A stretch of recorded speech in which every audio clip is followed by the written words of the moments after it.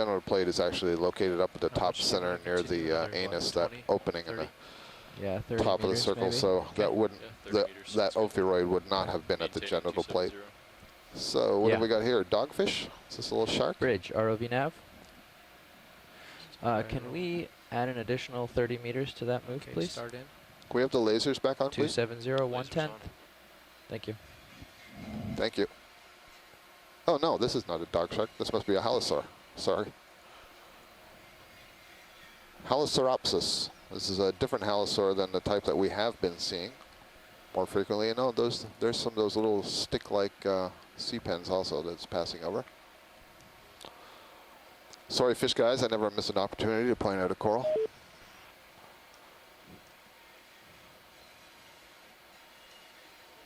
Very nice view.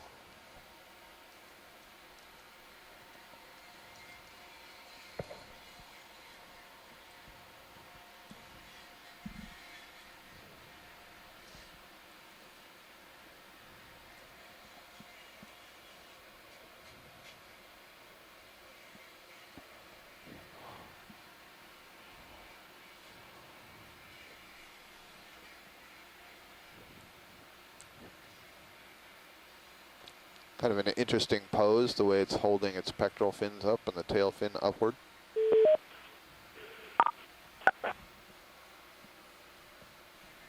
Yeah, hi Scott, this is Peter at Mystic Aquarium. Yeah, these guys use their, especially their tail as a rudder, and do fine scale sections with their pectoral fins as they drift over the seafloor up in the water column.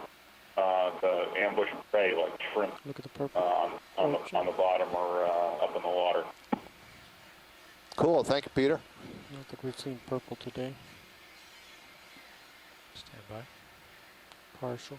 Thank you. Hold.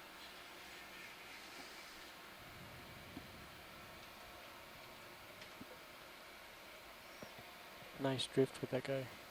Thank you.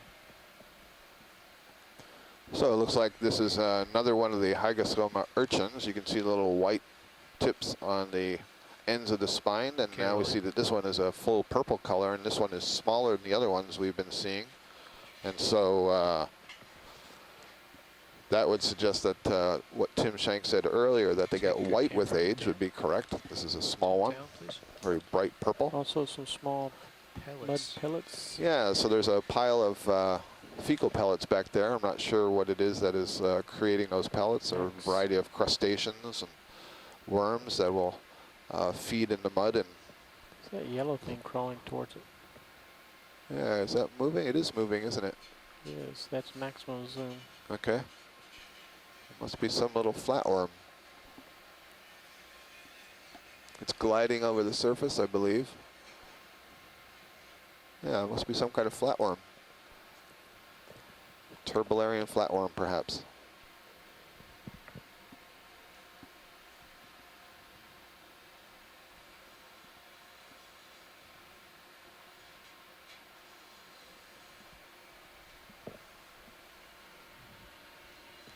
I notice on this urchin is also, it has fewer of the swellings on the spine, and some of those swellings are not white. And we were wondering about that. I think Susan and I were wondering the other day why some of them are purple and some are white, and so maybe that's also a reflection of age. Okay, you want to look at the pellets? Okay, tilt up, Dan.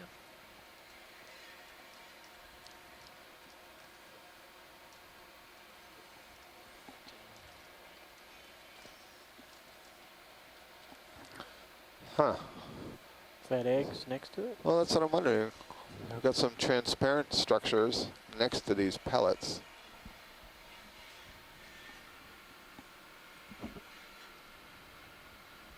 I don't know if those are capsules that at one time enclosed an egg or something. I'm not sure. Okay, we're good on this. Pulling out. Camera back to you. Okay.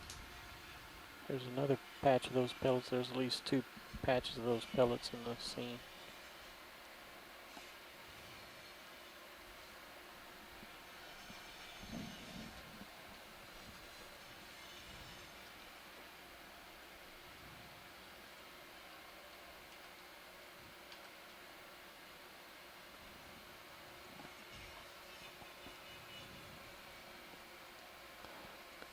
And another sea pen. That's a different kind of sea pen. That looked like an Anthoptylum, perhaps, or a Helipterus.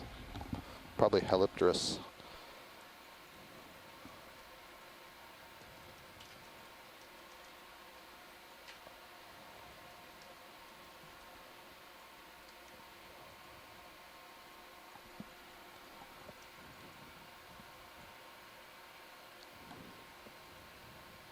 Hey, Scott and Susan, what is this white material? These little angular blocks? Yeah, I think this is more of the carbonate debris. Susan? Yes, this is debris from what's like the carbonate wall that we're going to come up against. I think it looks slightly different. It has a slightly different texture from Might some have a sonar of the other contact carbonate on, walls that we had looked at. Sirius, maybe So 70 it's meters not out. clear what the actual carbonate content is. There may actually be less carbonate in There's a here. large sea cucumber. You can see the trail. It's just on the left side of that rock, and it's covered in mud. Sorry, Susan, I didn't want to pass it before. This looks a different kind of sea cucumber than what there. we've been seeing before. Yeah, you can see the trail that it's Yeah, it's I formed. could see the trail, and then I could see this Yeah. dust-covered thing at the end. Maybe in the meantime, I'll get a little view of this rock off to the right.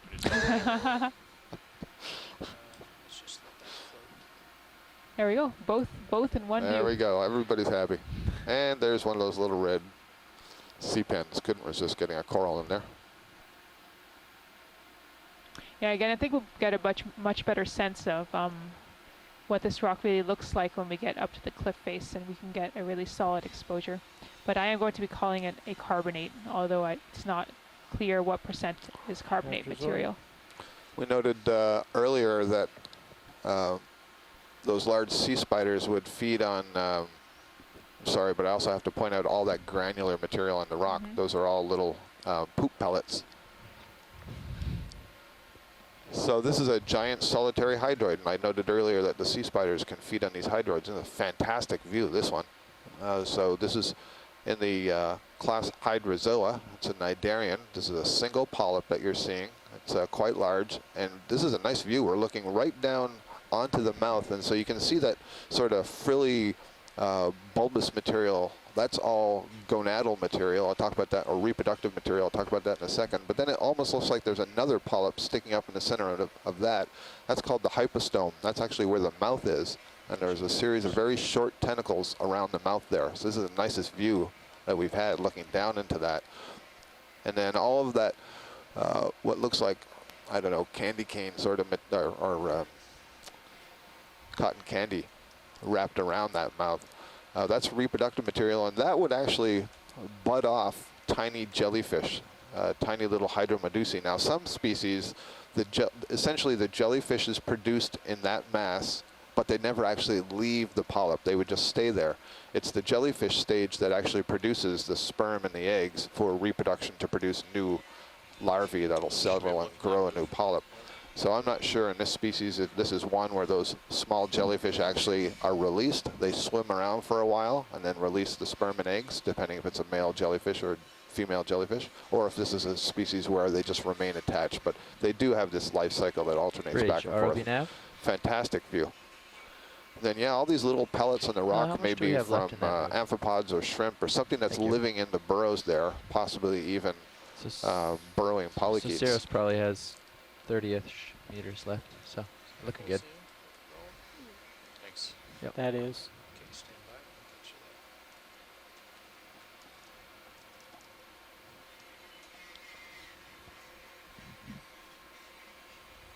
So that'll put us right at about 30 meters from the sonar target. Yeah, depending on how sheer it is, as you guys come up, That's it'll great. fall You can away. see like little So, clusters of grapes but there. until D2 This sees the reproductive base. tissue.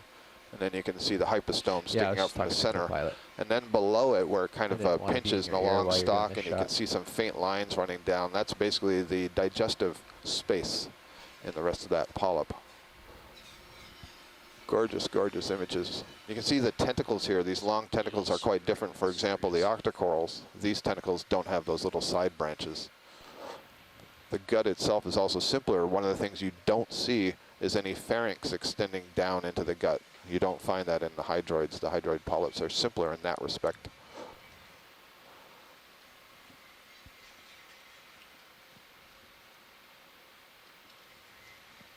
You can actually see the mouth of it there.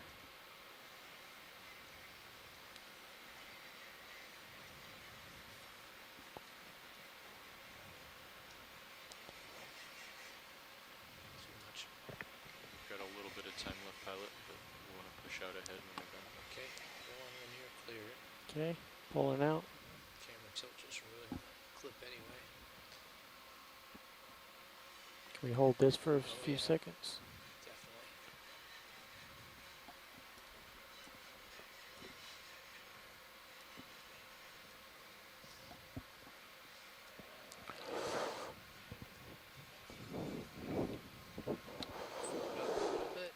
Nav, this is watch lead. Okay. Go ahead, watch lead. Given the shorter time on the bottom, we want to Pulling make out. sure that we get a good look at the wall here. So whatever you guys can do to get us to the wall, we understand we don't want to run into the wall, but we're ready to move. Yeah, I've got the cliff on sonar about 50 meters out, so we're coming up on it shortly. Great, thank you. Full wide. Thanks, Rolly. Nice job. How do you see through stuff like that? You play with the color balance, the blacks? What are you doing over there that's... I bring the blacks down pretty low and bring the whites up.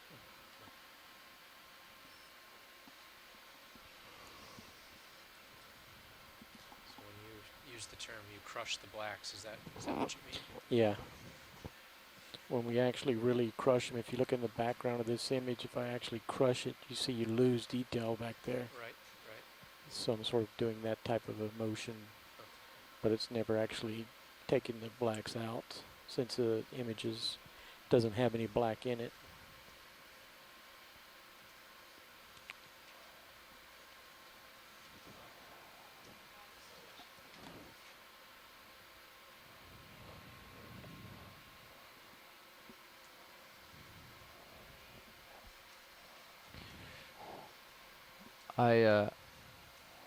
I see your light blinking, but I can't hear you. Watch 2.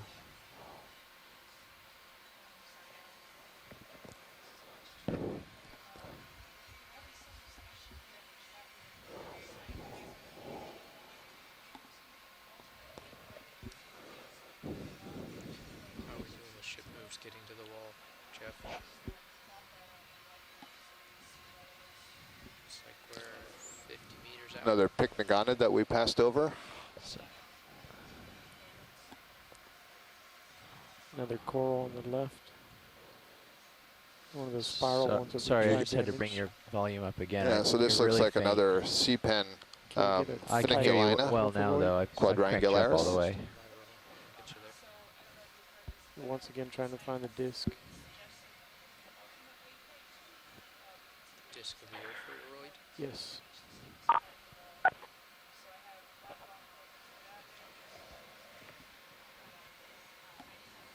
think a bridge is calling you now. Ready for zoom? Stand by just a Yeah, second. we're about to acquire the wall, so we'll let us.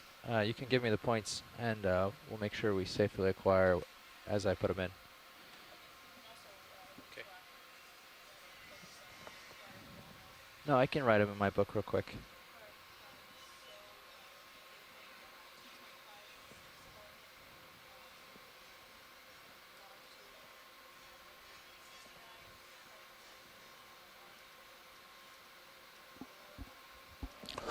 Sorry, gang, I was making some observations in our instant messaging chat room, but we're having a nice close-up image of this brittle star, this Ophiuroid, hanging on this sea pen, which is an octocoral colony, Funiculina quadrangularis. So on the sea pen, you can see the polyps extending there, and on this brittle star, you're getting a nice view for a change under the Okay, got arms, it, and you thanks. can actually see the tube feet extending from under the arms. There we go, and it's Go ahead, conveniently Bridge. sort of twisting towards us, and there you can see the mouth at the center of those arms, and Thank the you. tube feet, you see they're sort of, they're flexible, so they're moving back and forth, and they're quite thin and they're pointed on this guy. And I noticed that this disc is also swollen. I suspect it's in a reproductive state.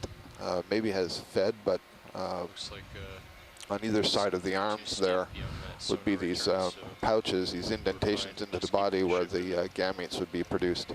So it looks like swellings at the base of the Wanna do one arms more that try suggest as a that it second? is No, getting that, ready that to looks release like a pretty gametes. hard return. Let's assume But- that's a wall for now. Tim Schenk from Woods Oceanographic reminds me that this is the genus Asteronix for this Brittle Star, Asteronix. Great view. We can look right into the mouth there.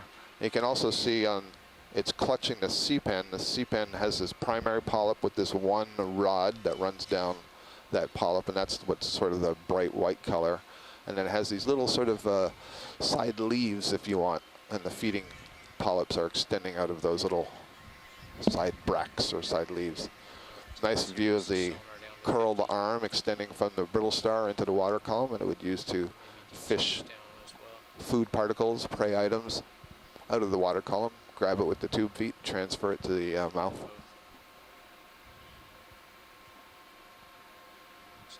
Okay, pulling out. Okay.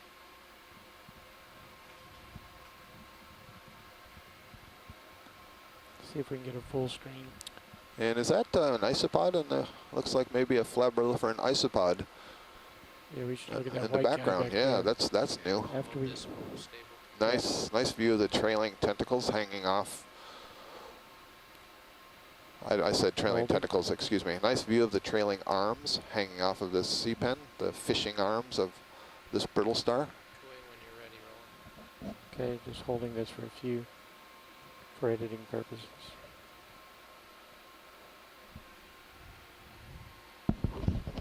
And See pushing maybe a out the little white. nematocarcinid shrimp. There's a different kind of,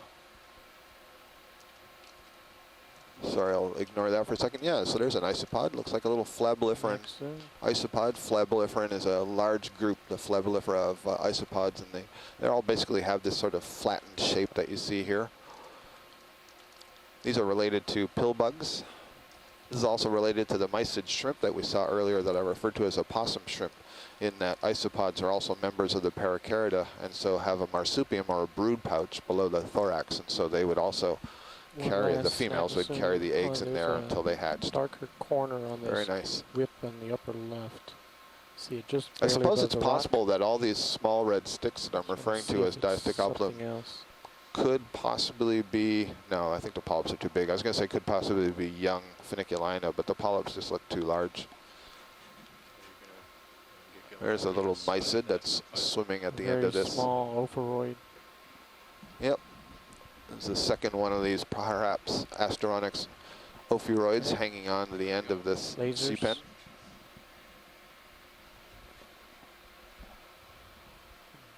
Shoot it across it somewhere. The base. That's good. Thank you. Okay, lifting out. Full wide.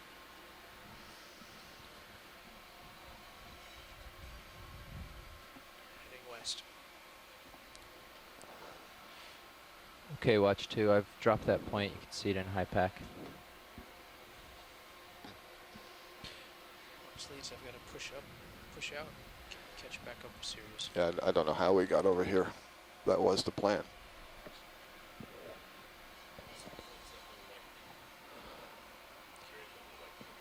Oh, What are we doing now? Pilot, get the ship bumping. I see a feeding trace there in Yeah, the we'll have- mud of, I think the ship's come to a stop, so of I'll the spoonworm. bump in as you guys Stretch out and see what it feel looks like. comfortable. Yeah, it looks like at the end of your tether, you might be able to catch it in your sonar. There's a The swimming wall. holothurian that just went by. It's not too steep leading to it. But we can certainly give you a tether length, or 20 meters maybe. Not quite a tether length. If you stretch out and it seems safe. Anything serious is stopped, then yeah, let's bump. Yeah, that's what I was hoping to let it settle and then we can decide. I think we've been stopped for a while, so.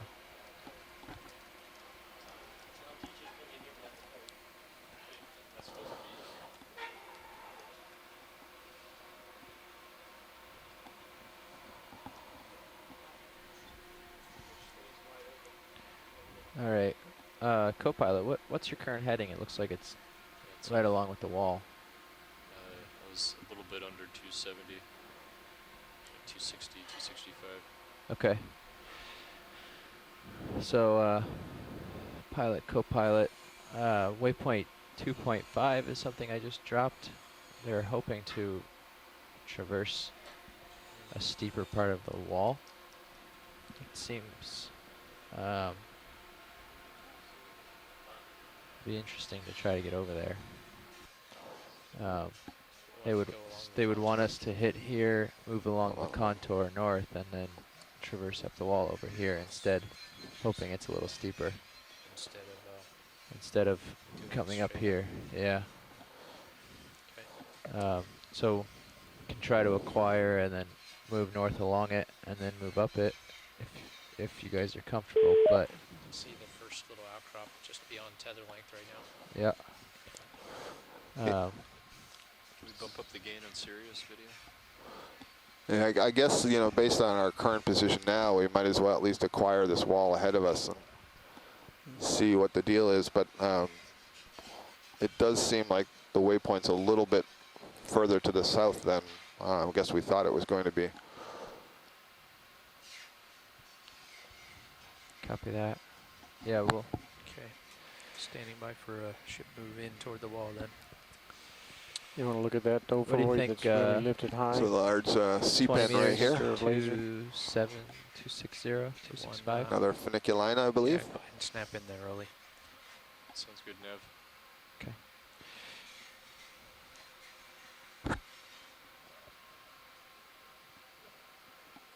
Bridge, A ROV nice nav. view of what I believe are these disticoplum, the two little Ship move, please. red C-pens. We'd like and to do then 20 meters. Ophiuroid bearing standing up on 265 its degrees. legs, a brittle star at standing up on 1/10 its of a legs with the oral disc raised above the sediments. Thank you. This is an Ophiumuseum type brittle star.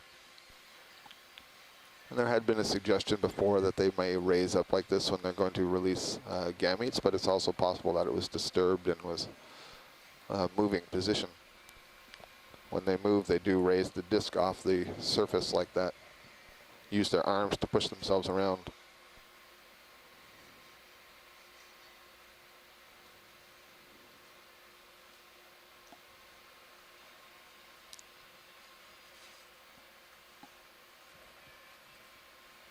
Okay, we're clear. Okay. There's another coral just up to the right.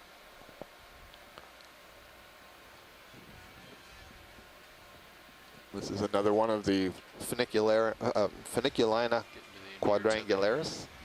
You're pretty far up there. Feel free to drop down and be a little more. You Yeah. comfortable with Well, 10 meters? especially with us stretched out like this. 10 or less at this point. Doing the overweight again. Go ahead in. And it's got the Asteronix brittle star wrapped around it. These arms wafting off into the water, trying to collect food particles.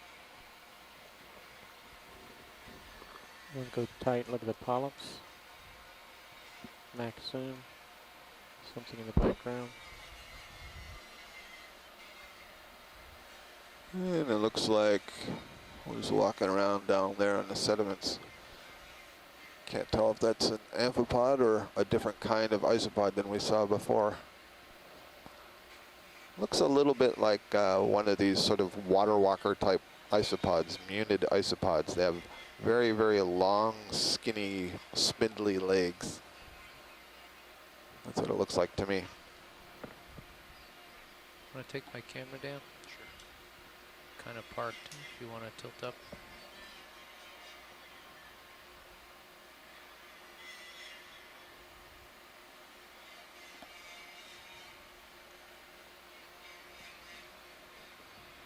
What do you want to look at, Roland? The polyps in the mouth. Okay.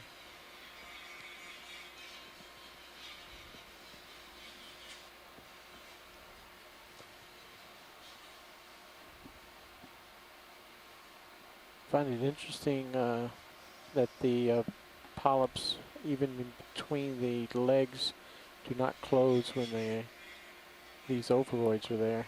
The polyps are actually open. Are they? I Just can't below quite that see. second coil at the top, the lower coil closest to the body, right at the top of the screen. Yeah, I see what you mean. I can't quite see the tentacles. Bump up, Dan. Center it up. So I certainly see right above that point, all the polyps are extended, and I can see them in between as well. I'm sure this sea pen is used to having this ophiuroid on it. There seems to be on all the different colonies that we see. Very This brittle star has been associated. Well, it's possible. I don't really know. I don't know that anyone's done the analysis for the sea pens here. They have for other sorts of brittle star coral relationships, but I don't know about these ones. Certainly the ophiuroid is getting a benefit because it's, you know, basically got a fishing spot high up off the bottom. But I'm not sure if this, you know, picks things off of the colony itself and so keeps the colony clear. I mean, this is not a colony that has branches, and so I don't think it would accumulate quite as much as something that was large and branched and hanging out in the water column. Okay, pulling out.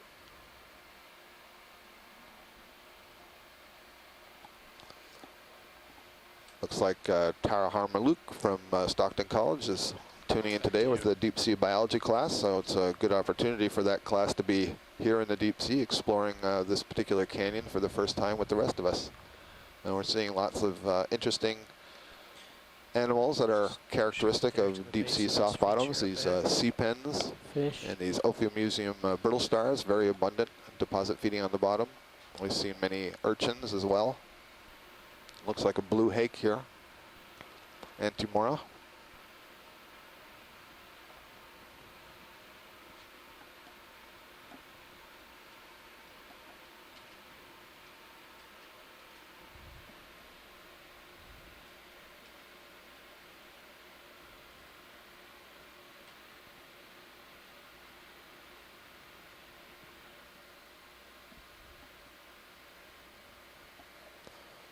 Tim Shank from Woods Hole Oceanographic Institution is passing on some information that suggests that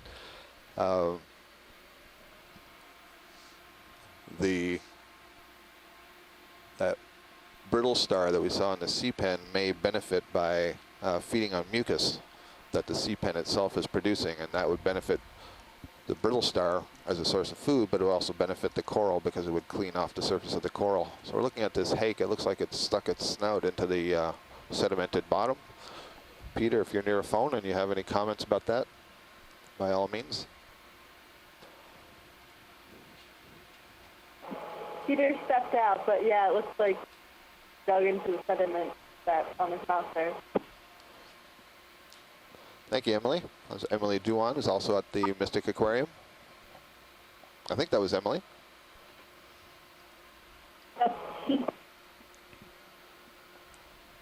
Tim Shank is further following up on that sea pen funiculina and the ophiuroid asteronix. He says that that partnership is a specific one. You also see the same relationship in Scotland and in the fjords of Norway. So in different parts of the North Atlantic, you see those same coral and brittle star together. And the other interesting observation is that you didn't see anything else climbing up on those corals. So that wall is just about a tether length away now. I guess that's the embedded skids. I think so, of yeah. the ROV. I've been tricked by that before. I see something out of the side and I think, what is that? And then it's just the skids of the ROV.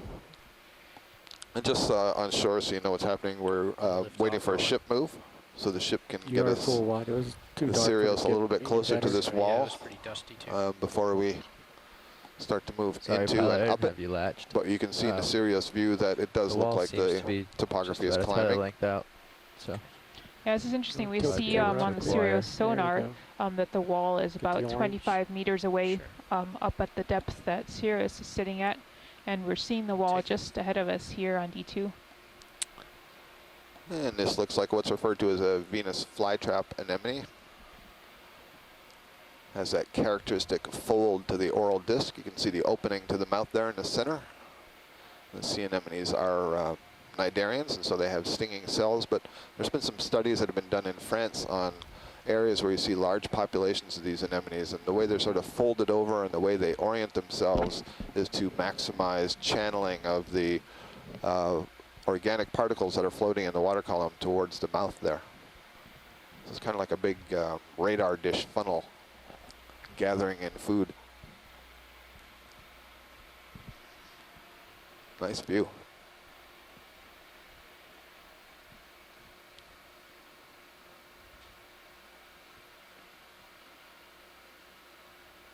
Pulling out.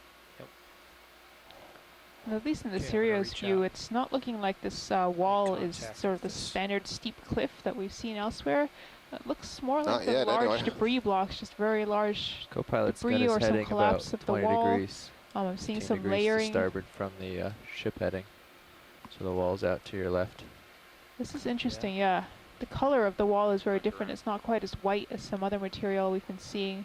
I'm not sure if this is the carbonate. 270. Is there any way that we could zoom down bottom of this wall? I don't know Look if at it's the too black late at the for that bottom. already. Back to the bottom. Yeah, just Squared see up. some of the layering that's down Yeah. on the left side. The lights are It just sort of disappeared off the close bottom in left front. side of the I'll screen. back up a little bit. You want to look at the black? yeah, the black. Go ahead. Yeah, and then if we can pan over left, that would be good Left, too. you say? Yes, please. Okay. Yeah, this looks different. This does not look like the carbonate.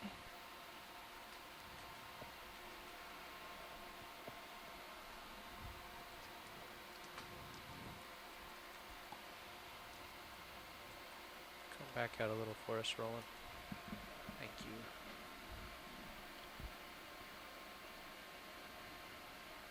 Yeah, so you see at the very bottom left corner of the screen how it almost looks like there's a little bit of layering right where that rock unit touches the sandy bottom. Yeah, this is a good view here, yeah. Yeah, it's interesting. There's definitely some manganese staining. I believe that's causing some of the color differences here, probably reflecting different sublayers within this unit. And once we zoom in, maybe I'll get a closer look at Okay, the Roland, material I here. guess we can go in on this.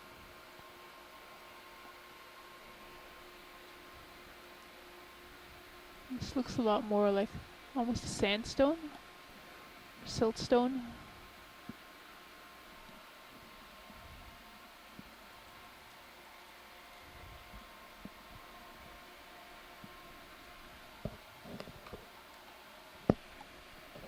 Tilting up to the next little section.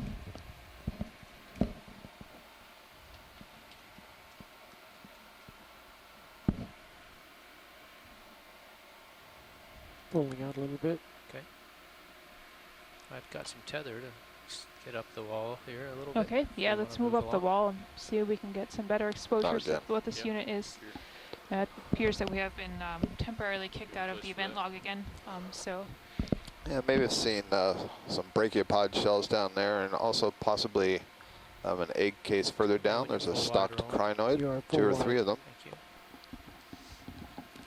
this wall looks almost scraped smooth, as if something had scraped down it, or the sort of maybe periodic falls of material from up above. There's a little furrow. You can see it quite well in the Sirius view as well, this Mhm. feature that we're looking at. Some more stock crinoids extending into that furrow, and into that channel. Interesting little cleft here, very sharp Can we edges. spread out any of the lower light? It's like here a piece must have Lower light broken off. there. Sediment from Pretty above far is out taking there. We can spread advantage out of the this upper ones if you sort of want it. Be a drainage safer point, I position guess, for to them anyway. We have some Sit down. Paramecia Yeah, if you look at colonies. the Sirius Susan. view, it just No, has that's a fine. I very think this, hot this spot. might be Yeah, the let's spread chalk out the layer that top we're ones, seeing ahead of us. Sure. We'll have to go Yeah, in you can closer. gain down on Sirius. This is interesting. So, Enable add HPU. one, yeah, enable HPU. And So that's good enough there. You don't need Okay. to speed it up. It'll still move nice and slow. Enable valve pack. Sirius is settled out where he is too. So. Great. And then thanks, Sam.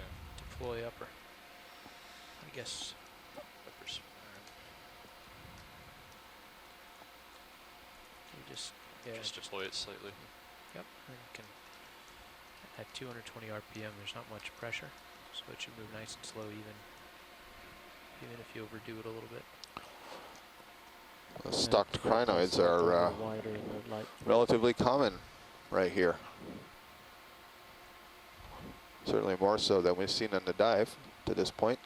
Our depth is 1,824 meters at this point. Looks like we're just encountering the Disable the port before activating the server. wall that we've been Sure. headed towards. Not too. There's also several fussy about it. Paramecia octocoral colonies. These are the yellow sea fans. Most of them appear to have their ophiuroid associate with them. I have to say this is a really unusual exposure of the canyon wall. It's just not as distinct as we've seen elsewhere. Lots of collapse. Yes. I think this unit that we've come up over that's at the Is there any base of rotation the wall is for different. This more could be some sort of a sandstone or a siltstone. Yeah, it's actually opposite. Doesn't You have to that make it go classic down once scraped they're chalk out. texture, but I believe what's Okay, ahead so of us pushing is going arm to be down, the yeah. chalk or carbonate may unit already that we be. were expecting to see. I think when we were talking about looking at the dive yesterday and we were looking at this area, didn't it look like this whole western wall was a much bigger kind of collapse feature than the eastern wall and some of the other walls we've been on? It did, and I Our think that's circle part to of the move to story the- of Nantucket to the north or Canyon. not? The reason I was sort of describing as being wider and more spread out than the other canyons. Doesn't have that really distinct sort of cleft sort of Up appearance. the wall or And to the north? it does look like there's just been massive Um, landsliding all I'm over not sure that you're both sides of the actually canyons. I on think a wall just yet. It's a like- large, a very it's old, fairly large steep down. landslide, Yeah. and maybe Looks some better. smaller landslides that have since but broken we off can, on that face. I'll So confer I with guess Watch it's not Lead. surprising that this is a Yeah. This is a geologically good complex position area. for Sirius away from the steepest section to move along. Okay, Watch Lead. So we've acquired this a little bit less steep wall, Square up to that. and Just now get we're a trying to figure feel out, what the strike is. get an idea Sure. from you whether we want to go up the wall or want to shimmy north towards the other waypoint at this contour and then go up, Right, so, or north. you know, we do want to go up the wall. The thought, though, is somehow we put ourselves down a little bit south of where we know, based on the slope data that was collected, that there's a stronger slope, and you can see yourself that there's somewhat steeper contour like lines a over there at waypoint 2.5. So I guess, you know, if it's possible to sort of sidle over that way, that'd be great. If it's not, we definitely want to go up. So I mean, during the day, you know, we want to be doing more up than sideways at one depth. Lasers. We Yeah, just go ahead. I understand we want to move up the wall. I just want to know if we want to go up this wall or the other one. Right. It will So take time to sidle over, so that will be less exactly. rising Something in his in the beginning right here, and then I'm claw. not sure that, you know, once we get there, how much, you know, you'll get more cliff time going this way, but it won't be as steep. Right, exactly. So that's my worry. I don't want to end up, you know, spending our last 2.5 hours on the bottom just going lateral to the place where we could go up. If then we can't go up, that's no use. So we want to at least go up some slope. So let's go up a little bit here and see what we're seeing, and if it's not interesting, then we'll make another decision. Okay. Thank you. So what is on this? 250 squares us up with the wall. Almost looks Check like there's here. something hanging on to the arm. There's an isopod. There's an isopod clutched onto the ovigerous arm of this sea spider. It's holding on with its back legs. There you go. Now he's sort of tilted upwards. How interesting. I don't remember this. Is it Cymathoid isopod? I forget the name of that group. A little too much. So Watch Lead, I just did a quick calculation, and it would take about an hour and 15 minutes to get over to the base of that steeper cliff. Right, so that would mean an hour and 15 minutes just to get to the position below waypoint 2 in order to go up. Yes. Yeah. Okay, we Yeah. keep on So that would take us to 1 Okay. o'clock. Yeah, that doesn't seem to There's be actually a really a good little stationary, strategy so at this point. Just kind of cruise Okay. left and right at Thanks. the moment. Yep. T2 is nicely pushed out, Nav, when you're ready to make a ship move. 250, how far do you want? Dan confirms that the Oh, and it looks strike like of the walls, we're back in the event log, so the slope of the wall is sorry guys, we 250. didn't have the Yep, event I log got, there for a I got second, 250 so degrees. I'm looking we for weren't, what do we think is a good distance? checking that out with you. Another So tether basically length? on shore there, you probably heard me talking to Nav. It would take an hour and a quarter for us to move horizontally towards waypoint Roger 2.5 and then move up that steeper section of the wall. But we only have about 2 3/4 hours to be on the bottom, so that would take out half of that time. So I thought the better strategy would be to at least get a little. Bridge, Is there a ROV way we nav? could kind of split the difference and move a ship little move, bit up please. the wall here now? Can we but do then start 30 moving meters? towards Bearing waypoint 250 Yeah, at 1/10 Brian. of the knot. ascending? Exactly.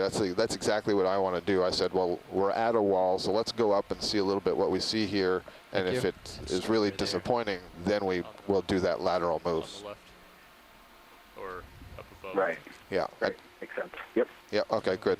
I think out at the I don't end think any of us two want slides to might Steeper. lose all the opportunity to see the wall. Can we gain up on Sirius again?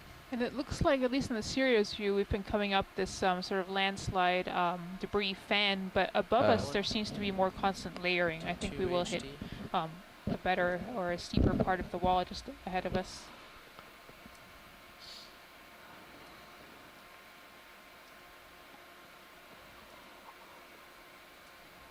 Is this another larvation house? Or Sorry, I was typing here. Let's see, what do we got?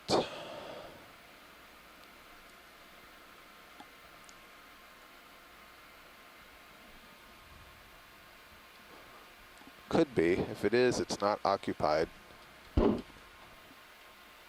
Looks like it's just a, let's see.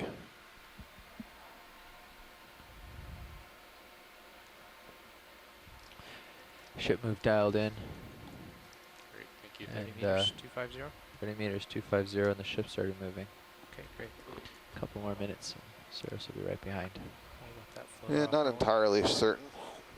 Possibilities of salp or larvation house. And I don't know if you copied the conversation I had with Watch Lead. Either case, it looked like it was Yeah, we'll go up this and see what basically it looks just like, right? mucus Yeah. accumulating Right debris here. at this Yeah, point. it's going to be something like an hour and change to get over to Yeah, the Mike base of the Vecchione steepest sort of part, so agrees on that's- mucus that structure of seems some sort. There's no like that's living probably animal wasted water associated to with bottom anymore. time, It's just so kind I of think drifting it's just around head and up. aggregating spot. particulates. Yeah. So this kind of looks stepped upwards here. And I see several, maybe not several, but there's a couple of Paramecia yellow sea fans with ophiuroids on the lower left side that we're passing. They're almost in a line moving up the slope. yeah, and we really see a change in the nature of the wall here. Do I think this partial is probably the more classic carbonate exposure we've been seeing earlier.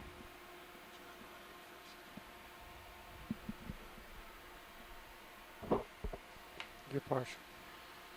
Okay, I'm already floating past that one. I'll get you the next one real nice.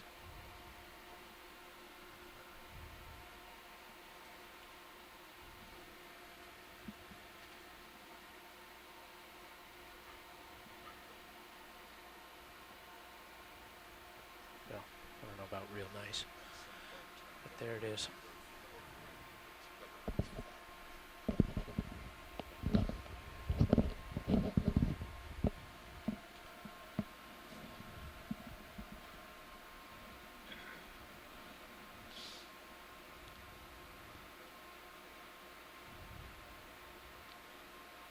So I think, yeah, I don't know if this has been mentioned, but let's try to get a good view of this ophiuroid brittle star that's hanging on here. We can get one from the side.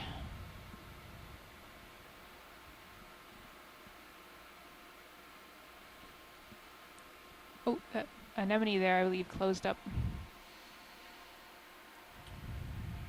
Go partial for me for a minute, Roland, if you don't mind. Partial.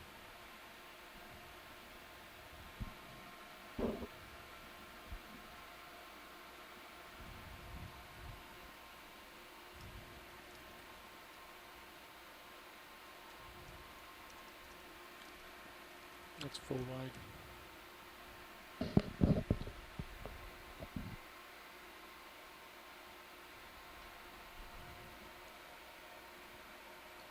Okay, go back in.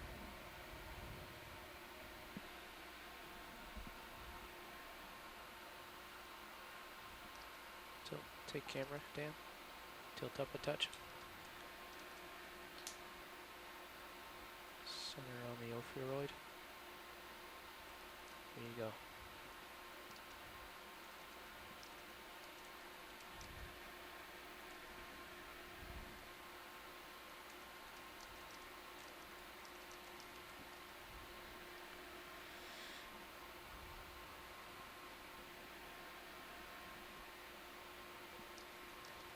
Looks like a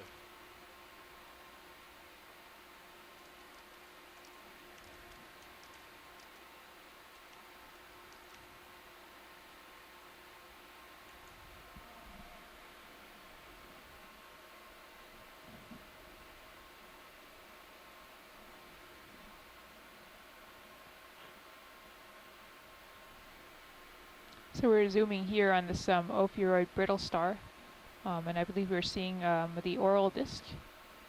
Must be in the middle, and this is, Time to go, I think. I believe, genus Astroschema. I think Sirius is on the move. Yeah, let's get up the hill.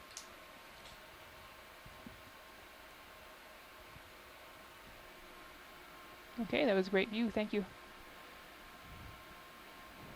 Full wide. Okay. Thank you. And here's the wall. This is Close-up really interesting. Look at the view of way the those fractures go structure. actually vertically up and down the wall. So it's That's a pretty very steep interesting ahead. erosion pattern. Oh, you're already there. Can you bring it down to 10 meters on D2? Sure. Get a little more. Yeah, so if at some point we Detail. can get a zoom in on maybe one of the Yeah, I cleaner brought it white down to faces, 20 that would be great. when we got close. But it keeps, every time I What's it change it, doing? it keeps doing that. What does that mean? It's a little communication drop.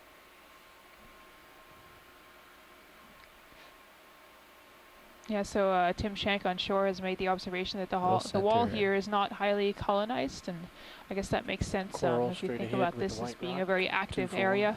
Lots of debris cascading down, probably ahead, frequent Marshall. small-scale landsliding events.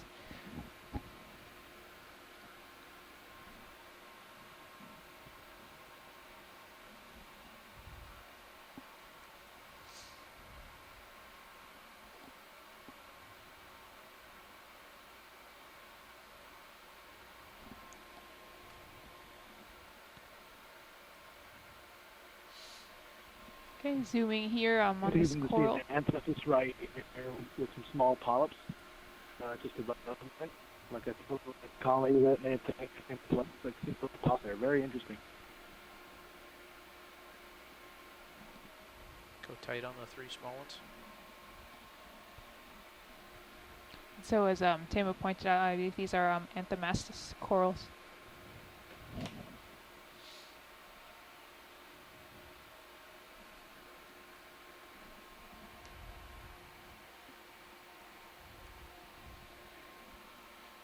Okay, Roland, when you're clear, we should keep moving up the wall. We're moving with Sirius.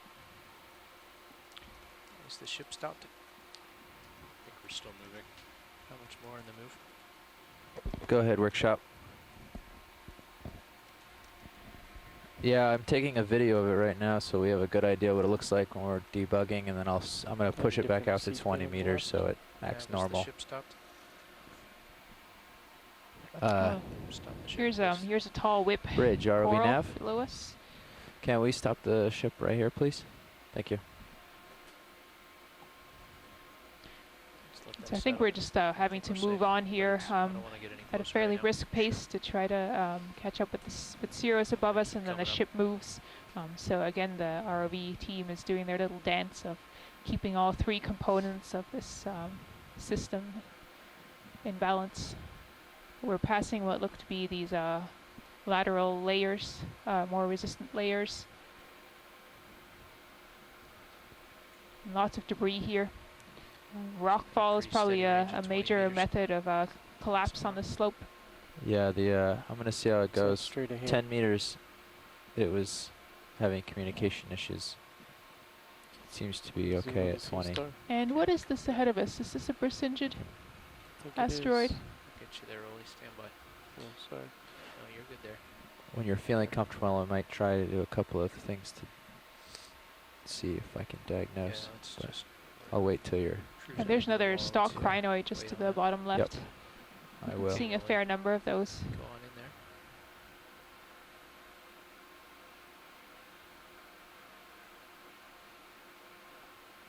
there. All right, that seems fairly large. I believe that is a Brisingid. Yes, a Brisingid asteroid. Novodenia type Brisingid. Tim Shank remarks from shore. And actually, could we get lasers on quickly? This looks fairly large to me. Lasers on. Lasers on. We're just zoomed in a little too close for lasers at the moment. Okay. We'll get them for you.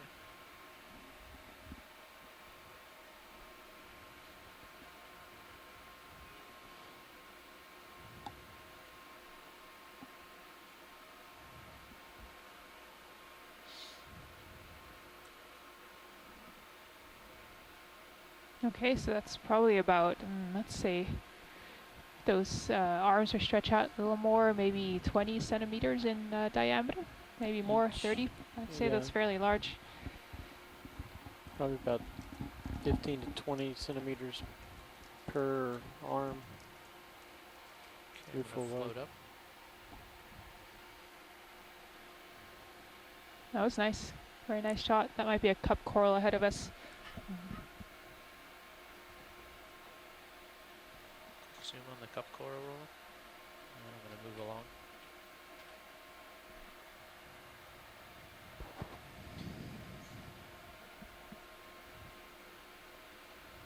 Or an anemone.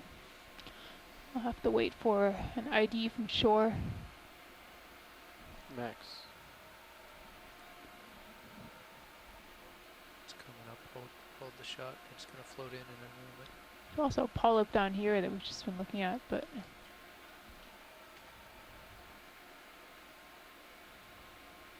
this must be an anemone. That's the tentacles. Ah, cup coral. Okay, so there's a cup coral here. Okay, rolling. I'm gonna Okay. continue up. And that zoom in there also gave us a look at the wall that we're climbing up here. There's definitely some layering in the wall. This does appear to be have a carbonate content, fairly high carbonate content, so Stop I'll continue crinoids. to call it a carbonate. Although I think there's a fair amount of variability in sort of the sedimentary makeup of these rocks that we're seeing. Here's another stalk crinoid. And above us another Brisingid asteroid. Interesting. Looks like there's a little bit of an overhang here. Looks like part of the wall may have collapsed down. And there's a little piece jutting out. That's what that Brisingid is hanging off of. And just above it, I'm not sure if that's another Anthomastus coral there.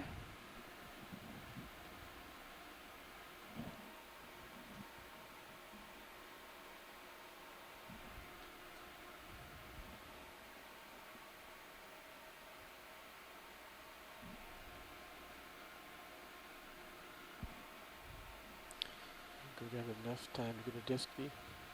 Yeah, so we've almost Got come a up to what series of appears to be settling a out. slight shelf.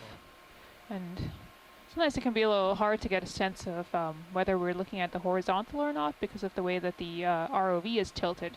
Of course, it's not always level, so I can't tell if this terrace is actually flat or not. But very nice layering. Off to the left here, a nice exposure of this sort of chalky composition. Okay, rolling. Ah, this might be, is this a black coral? I'm going to wait. There's an Ophiuroid brittle star hanging on there again, another one of these associates. It's frequently found on coral.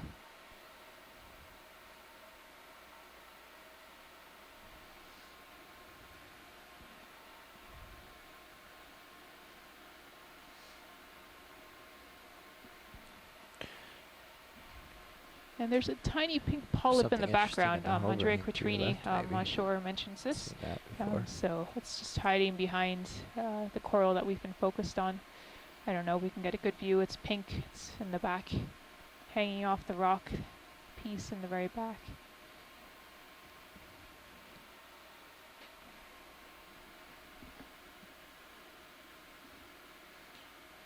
Okay, Mr. Roland. Oh, is that a little mysid shrimp coming up? See it dangling in your manip cam? What? Something, I don't know what it is, that pink. Oh, okay, let's go look at it. Might be nothing interesting, but... Oh, it's a...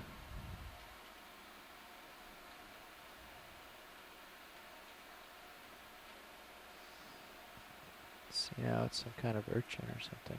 That? Yeah, that. What is that? I don't know. That's what I was hoping. I was thinking maybe an anemone, but Oh yeah. I don't know. Okay, roll We'll Hondo. lose the lasers as we zoom in. Yeah.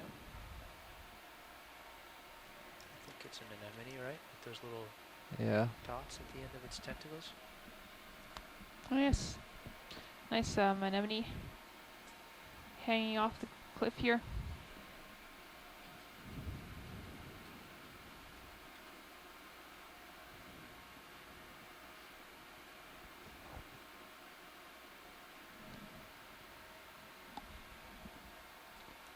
has these white bulbs on the end. And I remember Scott had mentioned something about these previously when we saw this in another location. Maybe the shore-based scientists can talk about that.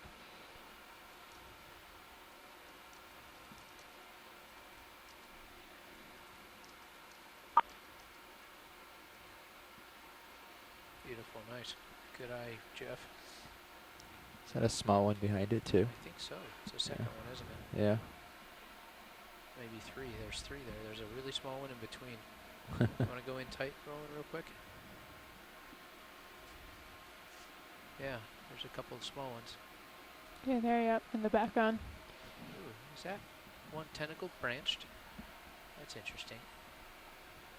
Oh yeah. It is. Oh, there's more than one that's branched. I don't know if that's normal or not.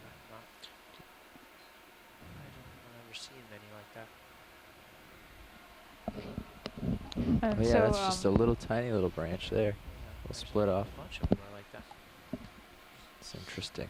What do Yeah, you you say? actually found several of those branches. I think there's some discussion here about whether this really is an anemone or not. I think we have a lunch relief coming in, so after you go wide, Roland, I'm going to pass it over to Mr. Dave Wright.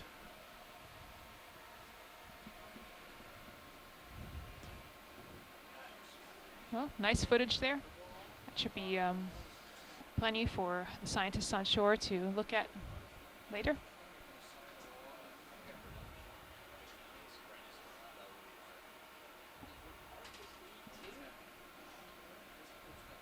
Nice little joint here in the wall. You can see this flat face sort of angling downwards.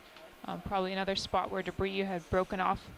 Again, this whole wall area here is very unstable.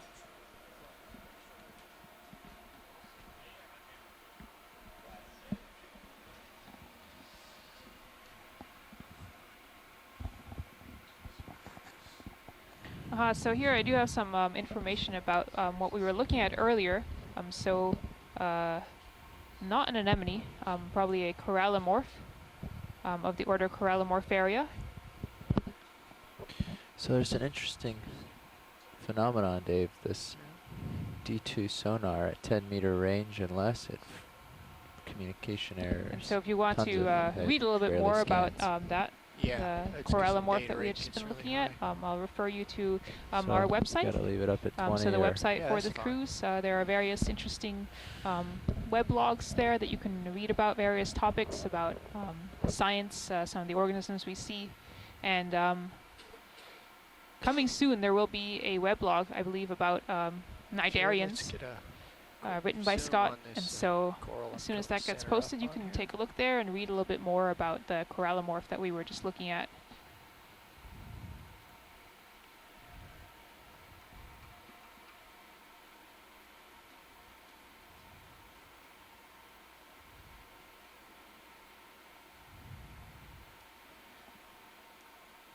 It looks similar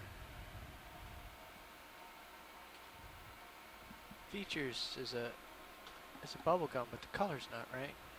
So I don't know what this is. Scott is at lunch, so we are left to speculate. And quite an active brittle star here. Yeah, pile of brittle stars here to the left. Okay. Sirius is catching up with me, so I'm gonna. So here's another, I Should believe move those is were two of the stopped. same type So, of coral. The one on Sirius the is left not looked moving. like it had some When did it- dead when parts did the to it, ship and it stop? did not Sirius see and an them should have ophiuroid not brittle moved in a star very sitting long in that time. other coral. Oh, really? Yeah, I stopped it at 1547. So Ceres has probably been settled for. It's just a figment. I'm about 25 meters from the wall where I am. So it's a pretty good slope. Yeah, have a look up here.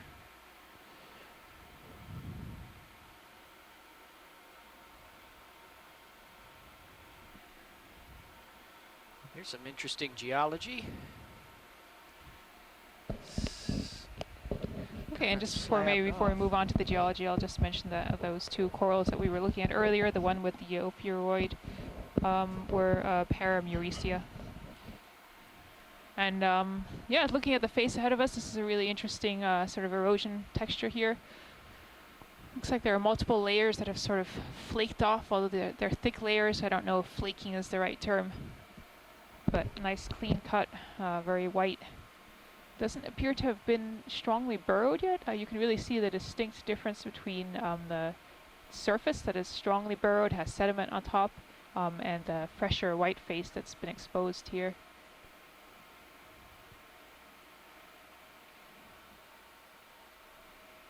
And so Jason Chater, geologist on shore, points out that these layers actually look folded. So you can see that if you imagine the layers should originally have been deposited one on top of each other, but it looks like they've been slightly tilted and there's a little bit of a bend to them. So you can imagine if you have a thick package of sediments, you could actually have enough force to slowly bend those without breaking them. And I'm talking about a very large sort of regional scale here, thinking about the forces that might deform this part of the continental shelf.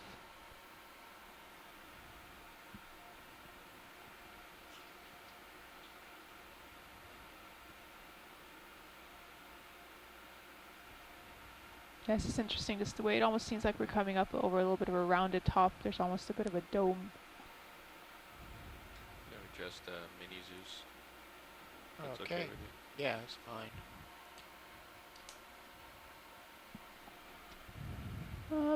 Report of a swimming holothurian. I'm not Yeah, he sure I was at the see it. bottom Was there. that lower down? Okay. That was some time ago. They are somewhat ubiquitous. I think we might have a... Is there something underneath I'm looking. this rock outcrop? I wanted to say octopus, but that was just based on color. I don't think it is.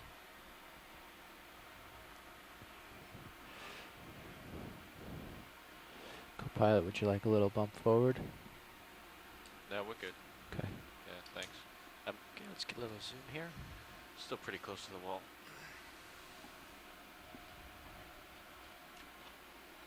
I guess it's some kind of sponge.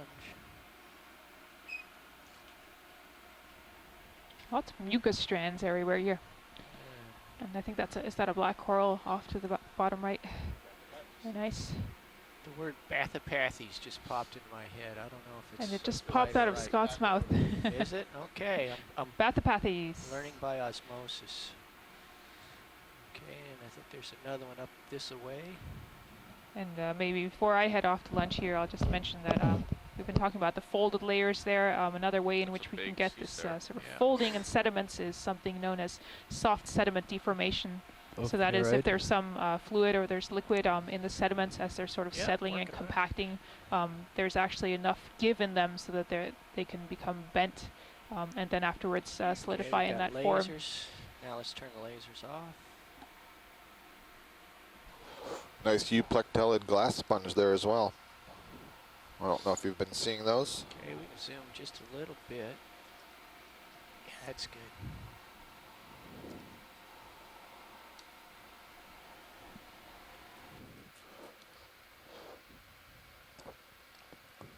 This looks like a brittle star in search of a coral, Come on out wide, please. doesn't it? Someone on shore has to remind me of the name of that brittle star, but it looks like the ones that are typically associated with, I think, Paragorgias maybe.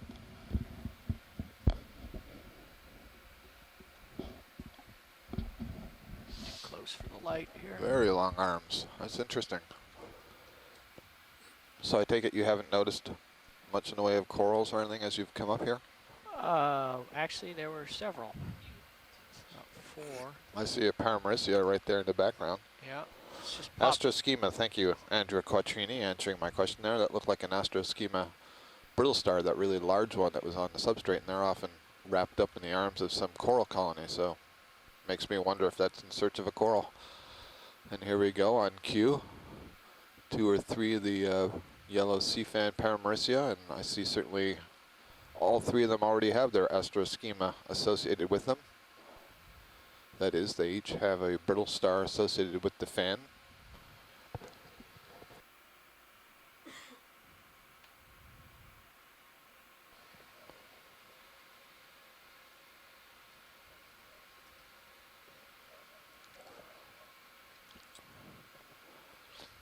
Still looks like some tumbled chunks of this chalk. There's some Brisingid asteroids. At least before I went to lunch, we hadn't seen these yet.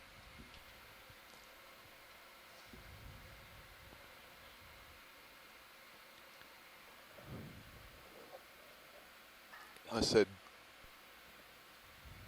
let's see, I guess there's actually both a Crinoid and a Brisingid there. Just go in. Jeff, you can bump me 5 meters. Go. So this is interesting. Among the echinoderms that we see 5 meters, on the 250. left here is a Crinoid feather star. that We sound saw good? one earlier. good. It's a really nice Okay. view of this one. And then on the right side, the more pinkish red one is a sea star, an asteroid, but it's essentially feeding Bridge, in the are we same now? manner that the Crinoid does. So that Crinoid, the mouth is Ship move, pointed please. right at you, facing away from the 5 bottom. meters. The bearing sea star, 250, like most sea stars, 1/10 has of a its knot. mouth oriented down towards the bottom. This is a nice view of it because we're seeing the Thank you. side, but it's twisting its arms up into the water column, basically over its back, and using the spines there on its arms to capture food particles and then transfer them using the tube feet down underneath to the mouth. It looks like a few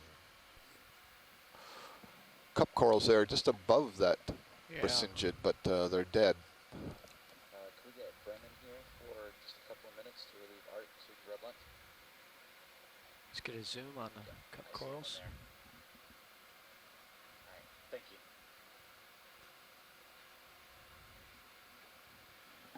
Jerry, let's get a zoom on the dead cup coral here.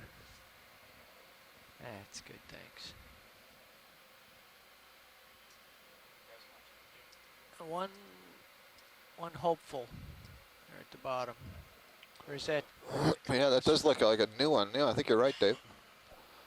Looks like a very young cup coral recruit. That's interesting. And it's not unusual to see them recruiting onto other skeletons, but it is neat to see that very young one. So here we're having a nice look at this Brisingid asteroid. You can see the tube feet just underneath the arms there.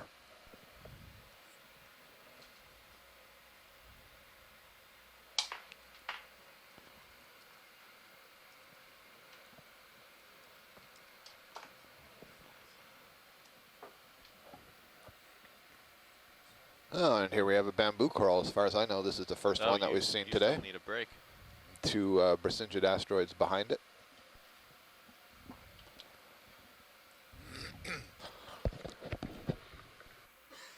Is it kiwi? I forgot who's on our... Are we able to get a zoom of that bamboo, Dave? Oh, yeah. Thank you. I believe this is our first one of the day.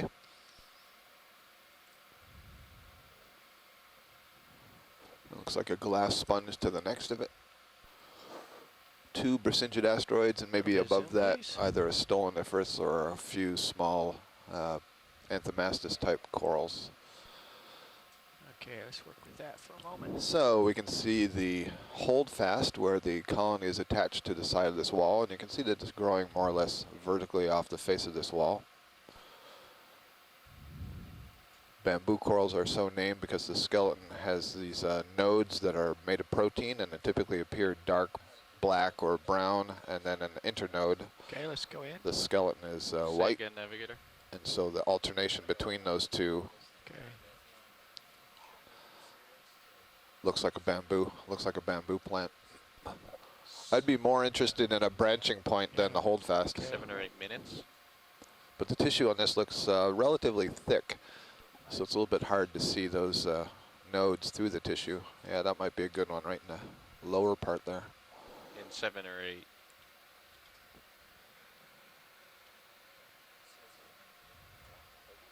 Can you unlatch me, video? Thanks. 7 to 8 minutes to move, or 7 or 8 meters in total move. Okay, that's fine. Sorry, I was getting cross traffic. Okay, let's come wide. So a bamboo coral colony, you can see all the polyps quite nicely there. Each of those polyps has a ring of tentacles surrounding the mouth, and there would be stinging cells associated with those tentacles. Presumably they would use those to grab small plankton out of the water column. I see what you're saying. So there's an overshoot, and then it comes back. Okay.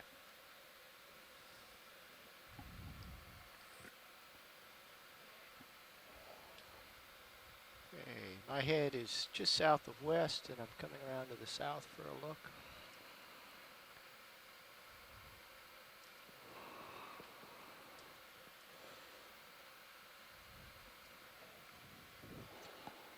Nice, nice view on Sirius. Yeah. Okay, my head is south. And we'll swing around the other way to the north.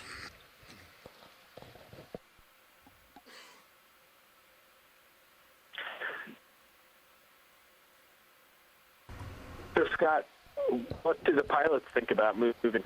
Yeah, I was just about to ask. Yeah, hang on, Brian. We had a watch change, so I'm gonna get some input on that. And nobody has answered me yet in the event log. I put in a question there about what the wall has been like while I was away on lunch, noting we're about halfway to waypoint 2. So, Dave, if you're listening to some of what I'm saying, the conversation has been that we somehow kind of missed the steepest part of the wall that we were angling at. Our first waypoint ended up, I guess, further south, a little bit on this curved part of the wall than maybe we had intended. And so we put in a second point, waypoint 2.5, to show where the steeper part of the wall is. But the problem is it means a lateral move. So, yeah, what do you... Nav, how long will it take? Well, we already know it would take an hour and a quarter to get over there specifically. I'm just wondering about, is it possible to sort of sidle over as we... So we're going more in a diagonal than straight up? That way, sure. Great. I'm okay with it. Right now it looks like if we were to go straight to waypoint 2.5, we'd be able to keep the wall, or at least this part of the wall, in view along the way. But it's just a question of whether that's feasible for the pilot. Right, exactly. Is that operationally doable? Well, it's Todd's watch. He's okay. Able to handle that sort of... Is that a tufty little black coral there down at the bottom screen? No, that's a Paramercia. If you're talking about the lower right. Okay. Paramercia on the lower right, and then we see the Brasingid and then a bunch of glass sponges. There's 2 Paramercia, actually. Corals. Some interesting fractured kind of blocky looking stuff. Yeah, it looks like you can see very clearly where it's given away from the wall. I find it interesting that, you know, there are these little clumps that we come across that have several colonies closely associated, but then there's lots of expanse of this wall that has nothing on it, which suggests to me that the wall gives away fairly easily. So there isn't enough time for these colonies to get to any good size before they give way. There's another one of these large crinoids and some more. Slopes off. Yeah, exactly.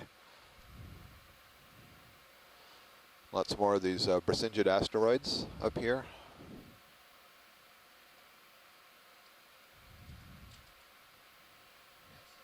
There's, is that a Paramercia? What's just above those 3 Brasingids, Dave? I think that's just another Paramercia colony. Yeah, we can get that going.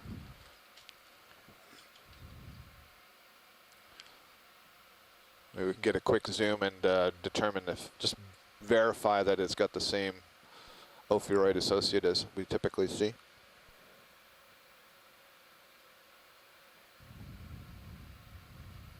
I do see a live cup coral as well. Go up along a contour? I think let's just aim right for 2.5 and stop when we see the cliff.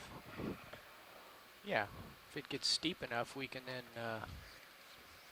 turn and march directly up. But I'm just worried about swinging into it.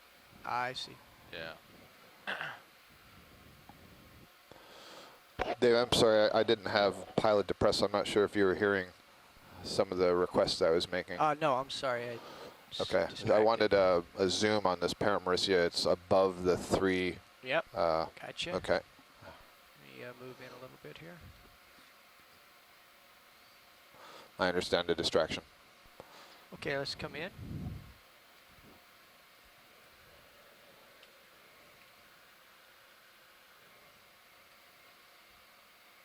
Okay, hold that zoom. So this looks like a pretty, in a little bit. I'll say stereotypical Paramercia colony that we see quite often. Looks like the tentacles have been retracted on this one. You can see all the little knobs where the polyps are, but you don't see the tentacles sticking out. You do see it's got a one brittle star there on it.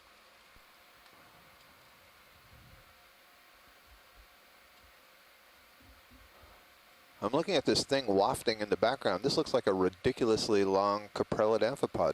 I think it is. It does. Wow, look how long that is.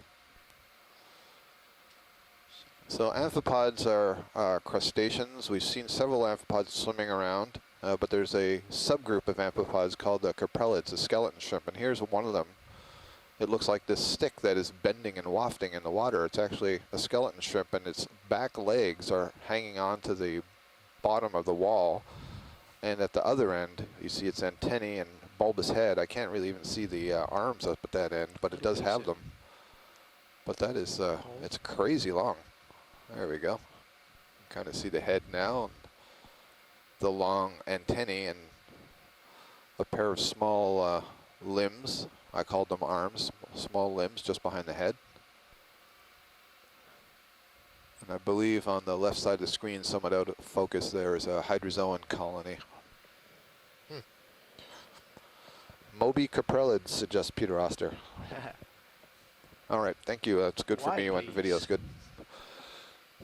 I noticed in the background for shoreside for keeping notes here, there's more clumps of cup corals on that smoother face of the underhang on the upper right.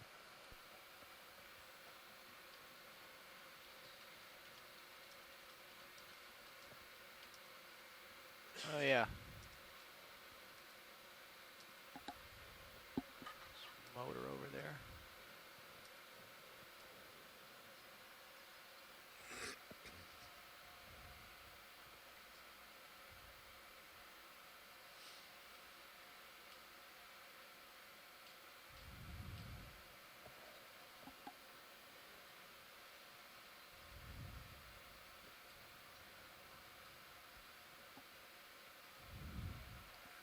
Can we zoom in on Sirius video?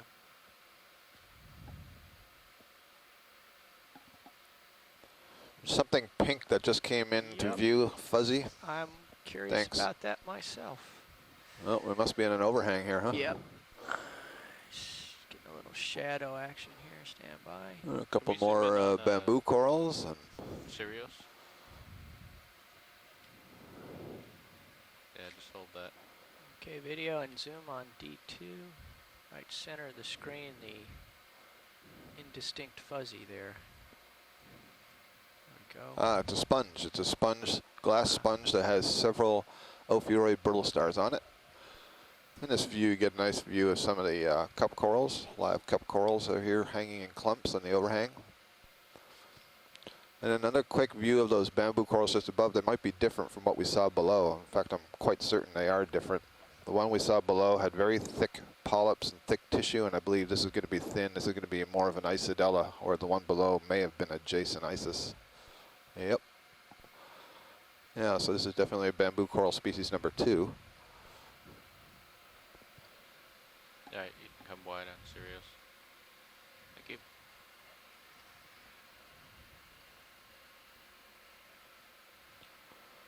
It looks like there's some stoloniferous octocoral growing there. Those little red buds that you see on the rock. Either that or there's a number of recent recruits of Anthomastus. Maybe that's what they are.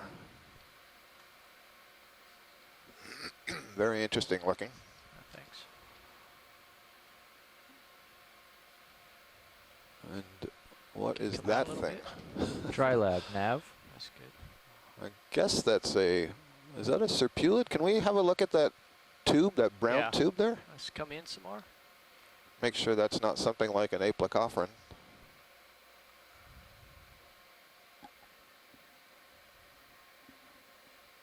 There's 2 of them there. Huh. I don't think I've seen that before. No. It's reminiscent At of an first, earthworm. yeah, exactly. At first I was thinking that it was the tube. It's just not very white of a serpulid polychaete, but I do not believe that's what it is. What's it got on the end? It's got a little Right. something wrapped around. Right, I couldn't Come tell if that wide was for just like a second. really Let me small reposition brittle here. star on the end. Oh yeah, we're a ways out there. So aplecopherans are worm-like mollusks that do feed on cnidarians, so that's a possibility. That looked awfully smooth. Those aplecopherans look kind of scaly Okay, or let's come back in video. almost like spiny. There's a fish back there too. Seeing that bamboo coral on the There's right fish side. behind the bamboos in there. Okay, we'll take a look at the fish, See his Peter. tail wagging before we zoomed in. Okay, thanks. I can't tell if it's got something on the back that's encircling that. Right. Oh, you know what it is? Stoloniferan? That's a polyp of the coral with a very tiny baby ophiuroid on the top of the polyp. Okay, let's come wide. Fascinating. Yeah, so Tara Harmer-Luke is noting that there seem to be a lot of recruits. Peter saw a fish right at the base of the bamboo coral there on the right, Okay. noting that there's a lot of Top center. what appear to be recent recruits Okay. Coming up. on the rock here. So we're seeing lots of corals and cup corals. There The he cup is. corals are small, or the octocorals aren't yet large colonies. They're fish. single polyps. So there's some question about, not a question, excuse me, it's evidence that there is active recruitment going on in this location. Reproduction and settling by the larvae. There's your fish, Peter. It looks like, is that a little cuskeel, perhaps? Ophidid? I think it looks like a little codling. Codling, okay. We haven't heard codling too much on this cruise. Or something. Nice view.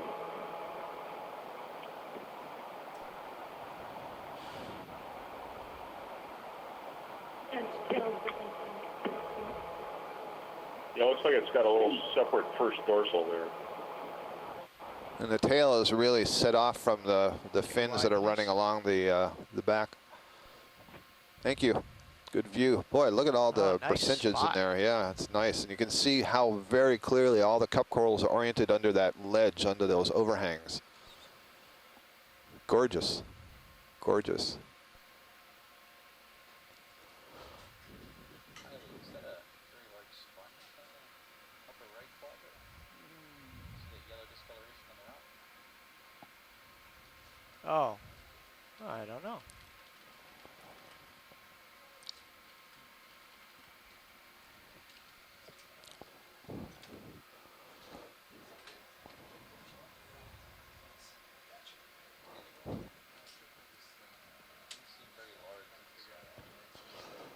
Yeah, this looks like a good spot. Well, these percentages are large. Looks like there's some stuff up on top there too, huh, Scott? Yeah. Yep, there's some Paramycia and some sponges, and maybe we'll see if there's a Chrysogorgia up there.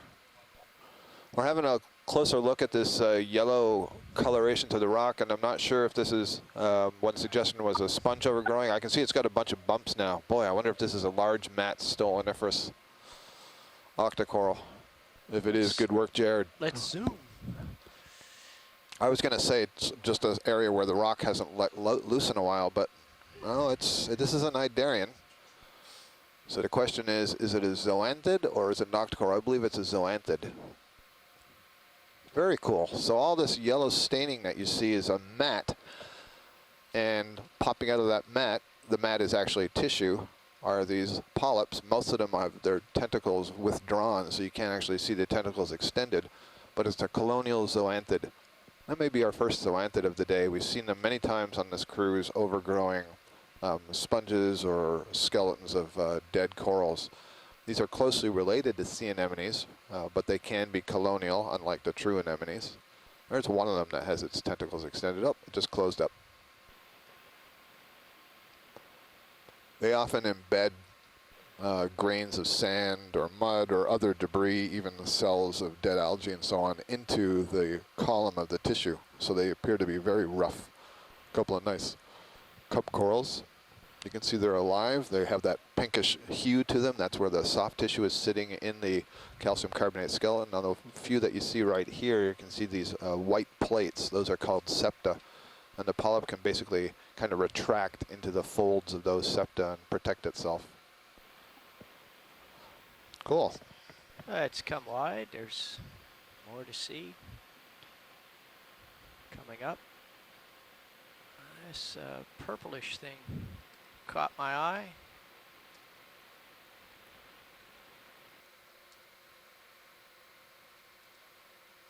Let's zoom.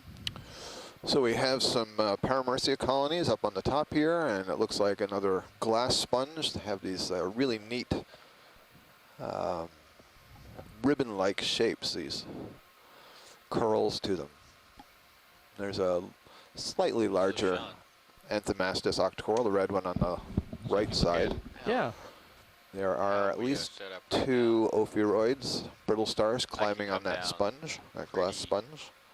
I can make the delta pretty low. Okay, because he's way out in front. Because we're on a cliff, but I know where the top of the cliff is. We're right at the edge. Okay. So I can come down to 7, 5, you know, depending on where my tether is floating. Wide, yeah. please. You see it in the bubble cam. I have plenty of space to give them extra tether to look around rather than making a ship move. Okay. But if I didn't know where the cliff was up above, I wouldn't be this low. Right. So this is a really nice feature. So this is one of those situations where you can cool. come down a little bit more than you normally would. Right. Well, thank you. I think I see an Actinurus sea anemone here, possibly among the Brisingid asteroids that are lining the top of this feature. And that's the one that's kind of purplish with spots of white in it. And sure enough, so this is a true sea anemone. When I say true anemone, it means it belongs to the order Actiniaria. And you see that it's purple on the oral disc around the mouth and the upper side of the tentacles, but the side of the anemone is white. So where it folds over the tentacles around the edge, you see that white and purple mixed together. Really nice collections of cup corals tucked in the overhangs. They obviously seem to prefer this, the underside of these ledges as opposed to the vertical face of the wall. And this sort of biotope is also seen in the eastern Atlantic. There was a paper that came out last year describing this biotope. And the one thing that's missing here that we have been seeing on similar clumps in shallower waters in these canyons are the acesta bivalves, the limid bivalves. So I don't see any of those, and that may be a function of the depth that we're working. Maybe this is too deep for those bivalves. Wow, wow, look at the density here of these cup corals.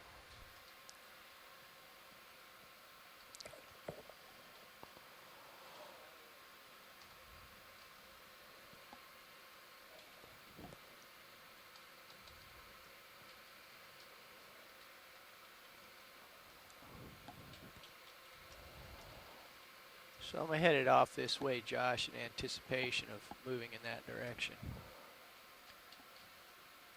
Well, we'll have a nice setup for when the guys get back from lunch in 2 minutes.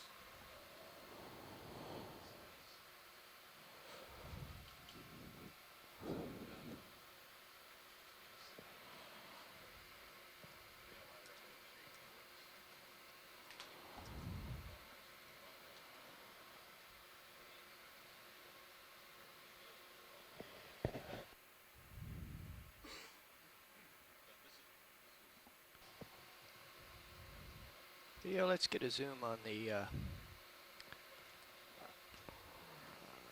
whatever it is, the warty looking thing.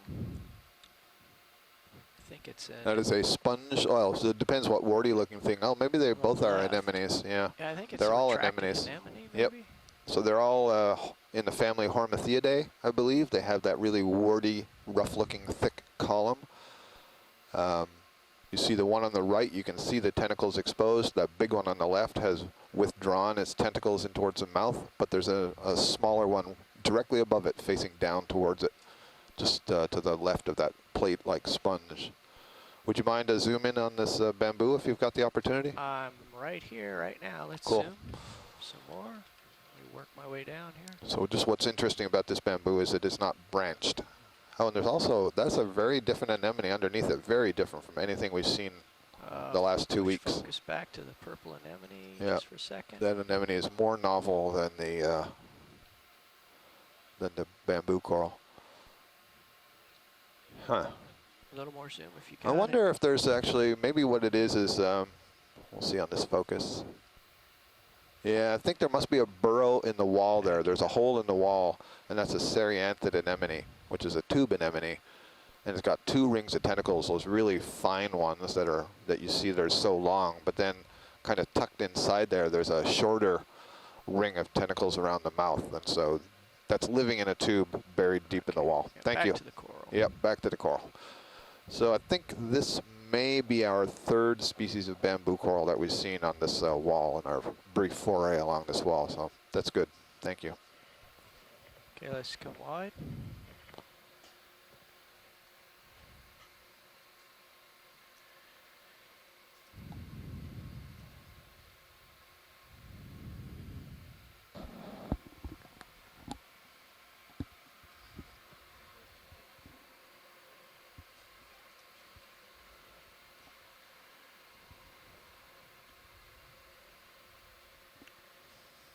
And the white and purple anemone coming into center here. Yep, that's Actinuris again. Maybe let's get a zoom. That name that I'm giving it, Actinuris, is the genus name. Not sure what this species is. We wouldn't know the species until it was collected and some detailed look at the internal anatomy was done. And that would be what you would have to do to identify it.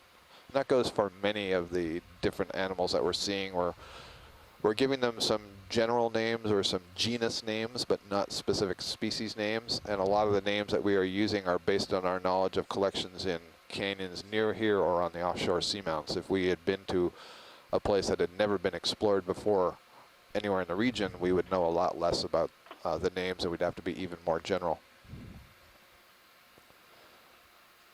Can we get the lasers on just to get a sense of the size of these asteroids, these persingid asteroids? Thank you. Oh, they're big, huh? Huh. Okay.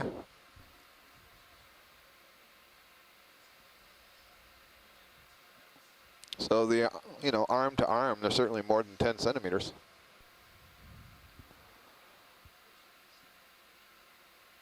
Okay, Probably close to 20. Oh, sorry. Yeah, right at the top of that ledge, right above your lasers. I think that might be an Acanella bamboo coral. Yeah. Thank you. Okay, zoom back in, please.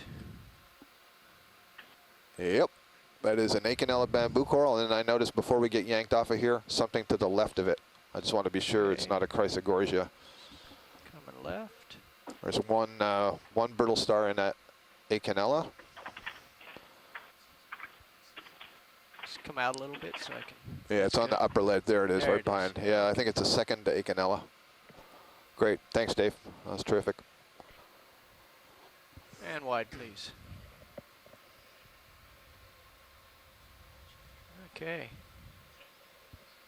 This is quite the populous ledge here.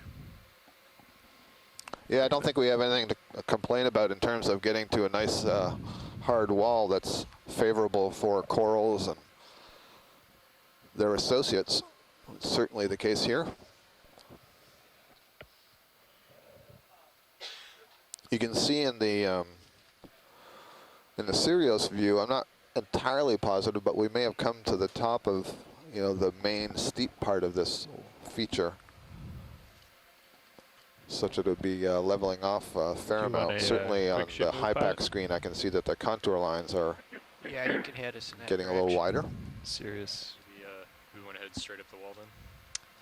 Negative. We want to head for waypoint 2.5, I believe. Waypoint 2.5, roger. You can bring your head right to look at me. 250. Co-pilot. Got it. Up, fish. Video, zoom fish, top of the wall. How far do you feel comfortable, pilots? 30 meters. 30, roger.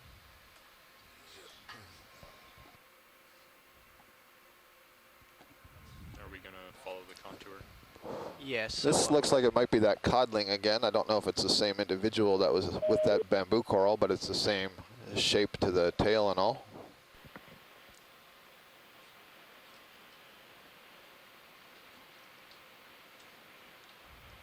Okay, wide, please. Yeah, getting some verification on that from our fish biologists on shore. Thank you, Emily.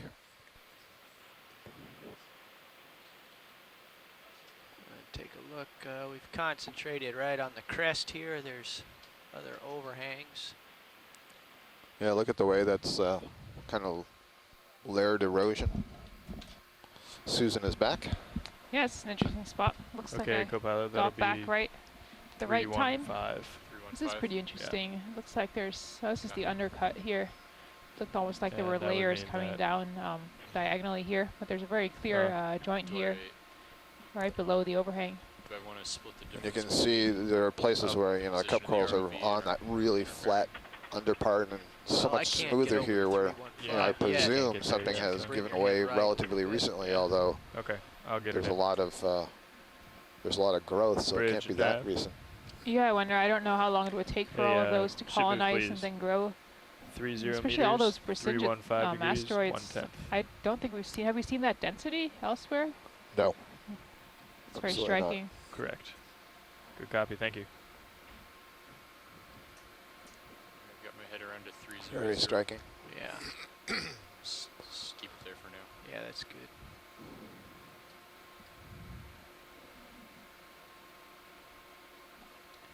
Here's a very cleanly fractured face. Yeah, just down here, bottom middle part of the screen, so sharply fractured. I'm not sure if that's a property of the wall that would allow such a sharp fracture, or if it was something about the force that caused that to break off. We're seeing really nice fracture patterns around here too. Do you see this sort of almost radial sort of joints coming out from the wall part here? It's interesting on this flat face.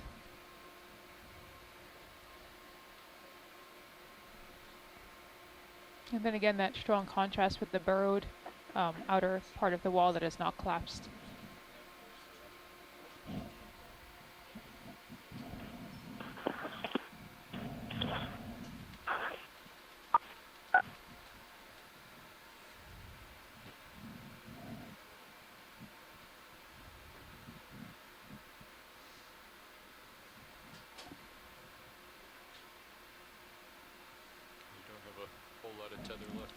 No, that's why I went down. I couldn't follow the ridge any farther to the northwest. That was an instructive little descent there, Dave, because you could see that all this biology is really concentrated on this overhang at the upper part of this feature and not lower down.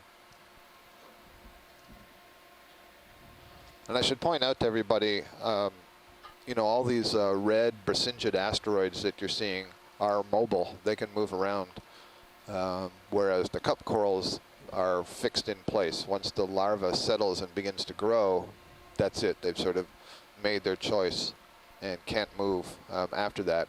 And the reason you get these clumps is presumably, oh, there's a black coral feather sticking out on the right side there. That's the first we've seen of that, yeah. Parantipathes. Let's check out, see if there's any chirostylid crabs on that. That's funny, we were looking at that bamboo before and I didn't notice, unless that's a different Okay, bamboo. let's zoom. Alright, hold that, I'll work it over. So I was going to say that larvae of the cup corals likely preferentially settle on existing cups, which is why you get these clumps. More zoom. Upper left. All right, so this is a black coral, so named because the skeleton is black. The tissue may be sort of brown color, it could be orange, it could be white, could be yellow. So the tissue comes in a lot of color, but the skeleton is always black. The skeleton is also spiny, so they're also referred to as spiny or thorny corals. They have very, very small polyps, these, much smaller than most of the octocorals that we've seen, for example. And very, very often on these Parantipathes corals, we see a one or more squat lobsters, chirostylid crabs. and I'm not seeing them. They usually have a pink color. They're usually pretty easy to detect, and looks to me, Dave, like that's free and clear. Yeah, I don't see anything. There was maybe an amphipod, a little white something in there, but it was hard to make out. Yep, but doesn't have the car styled, so that's interesting. Okay, wide And these other things, I'm just seeing several of these very small, translucent sort of like feather colonies, and I believe those are hydrozoans. I've seen several of the same ones at different parts of this dive. Okay, stand by for pilot swap. We have got the ship on its way to 2.5, and we'll continue to go to the right down this ridge as long as it's safe to follow it. Copy that, Dave. Thank you. Thanks for the piloting. See you in an hour.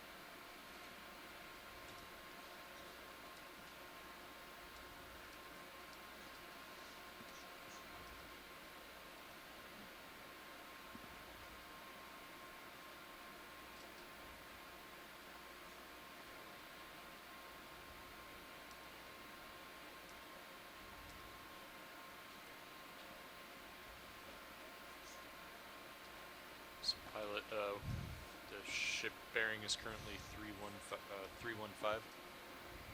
Splitting the difference between that bearing and position of the ROV.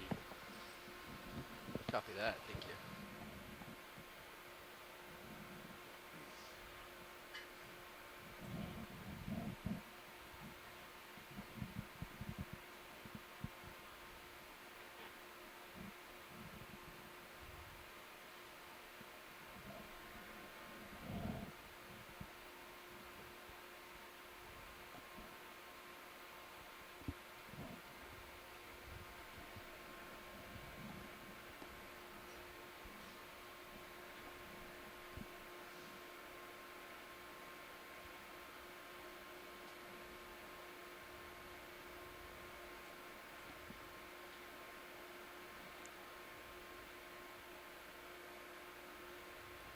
Just gonna drop down for a quick second. There's something purple on the wall here. I don't know if it's just some polyps or... Video, come in, please. Purple.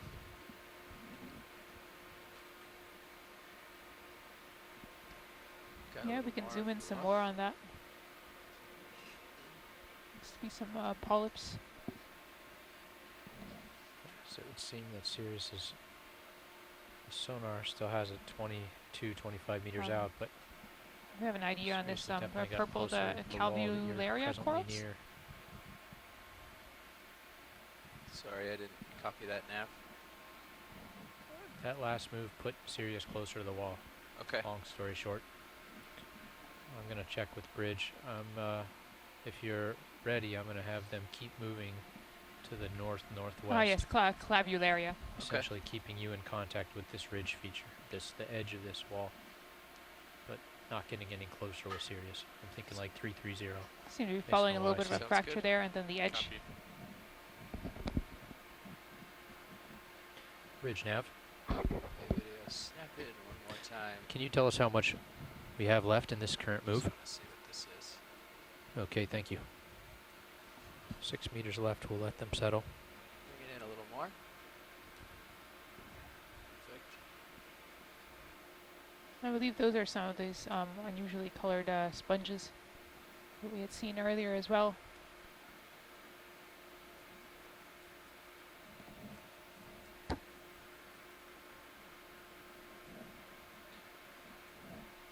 Okay, we've seen it. We can move on. Thank you, video. Interesting color to those sponges. Yeah, We have you surrounded. this would caught my attention. Look at that.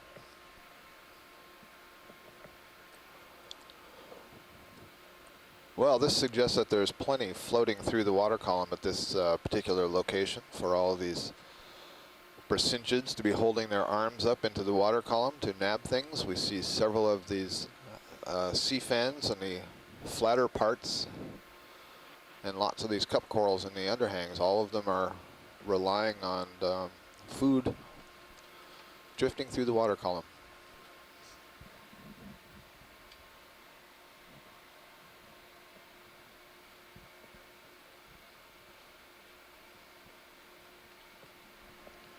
It's interesting, almost every day when we're diving, we're exploring these new areas, we get a little bit of a different character, something different from what we've seen before.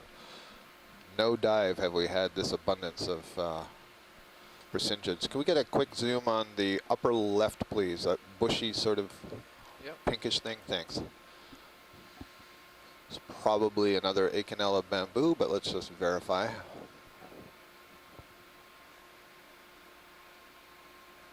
to get a little closer here. Okay, video, snap in. And you might want to watch your delta as you see that tether go up above your head. Yes, it is. So this is a bamboo coral Okeanos that grows like a small bush instead of these whips or these sparsely branching colonies that we see. And the color of the polyps is somewhat different. And it seems to have a crinoid. When you zoom out, was that also a sea pen behind I'll give it? you another move in a moment. Yeah, I saw there was something dark up there. We'll have a look. There might be a polychaete worm. There might be a polychaete worm there on the inside of the branches. We're never going to be able to focus through there, but actually there's a small red gastropod as well on the, maybe on that crinoid. And then look up just above it, there's something dark and tall. Thanks. Guys, I'm going to put in the next move along the wall. You ready? Yeah, 330.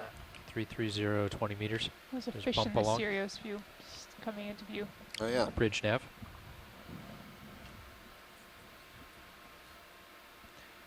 Correct. Oh, look at that. Yes, So there's a Thank you. penatula sea pen. I haven't seen one of those in a long time, and it's with one of these little codlings, I Getting believe. closer if we want. Watch lead. I think we're just about full zoom here. And I think there's a Okay. little mysid shrimp or possum. So Watch that's for detail, that's I'll fine bring for you no, that's fine for identification. Don't need to go any further than that. So that's a sea pen. It's that characteristic swollen base, the peduncle that's driven down into the soft sediments, and you can see that this is soft also because behind it there's a brittle star that's buried. You can just see its arms coming up, despite the cobbles full of There you go. carbonates that you're seeing. There's that codling just bumped into the sea pen colony. And I described the sea pen before as being an octocoral colony that is adapted for living in the mud, that has one giant primary polyp with secondary polyps budding off of it. And in this particular case, what you could see was that the major primary polyp had a series of what we refer to as leaf arms. And the Copy that. secondary polyps are arising out of those arms. Nice view of this fish. A morid fish. Moridae, family Moridae.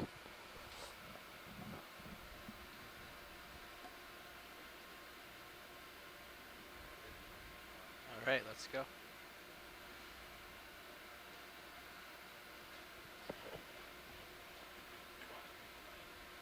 Thank you. Moving on. Okay, so we're, remind me now what the track was, 310 or 33? I just put in a move 330. That's just going to keep Sirius a safe distance off that wall. Okay. I'm currently looking 282. About 45 degrees port. If you have a look in the Sirius camera view, which is on video stream number 2, you can see this wall that we climbed for a while and has come to at least a part of a ledge. Looks like there's some debris or something on it in the distance, but there's a bit of a flat part here, and that's where we saw that sea pen and the Okeanos coral and some of these flat Paramycia sea fans. Otherwise, on the face of the wall itself is where all the Brisingid sea stars are, and the cup corals are tucked into overhangs there, and we saw some sparsely branching bamboo corals of a different species than Acanella. So different animals are adapted to use different parts of the habitat and are different to being in different locations. So in general, we can say that, you know, we're in a canyon and we expect to see a certain suite of animals living in this canyon, but even within the canyon, there are different patches that favor some species over other species. And when we first landed, we were on the floor of the canyon, and this looks like a hake, maybe? When we first landed on the floor and there was heavier sediment cover on the floor, we saw lots of sea pens and other kinds of fish, eels, and so on that we're not seeing now. Another thing that On in video? Looks like was blue hake. sorry, yep, was noted earlier by Tara Harmer-Luke at Stockton College is that what you're seeing again now here on the seafloor behind this fish are these Ophiomysium type brittle stars, and they're really common in the soft sediments, and you don't see those at all on the wall. Look how pointed that nose is. And flattened, kind of like a scoop. Earlier we saw that scoop kind of filled with sediment, didn't we? Stuck its nose in the bottom. Yeah, I was wondering how that sediment was being supported.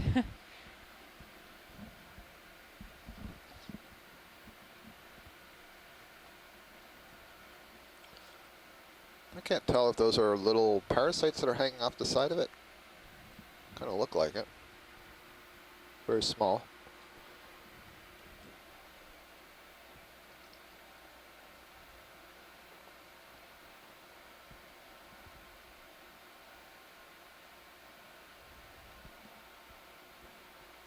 This may be our best view of a hake.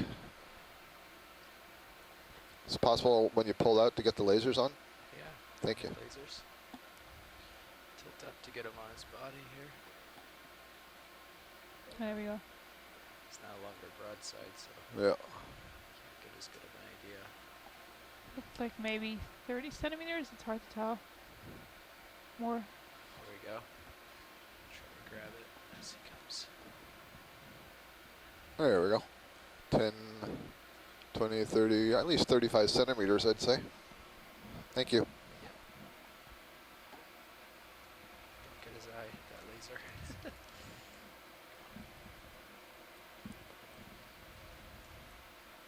Okay, video, I'm gonna go back down and acquire the cliff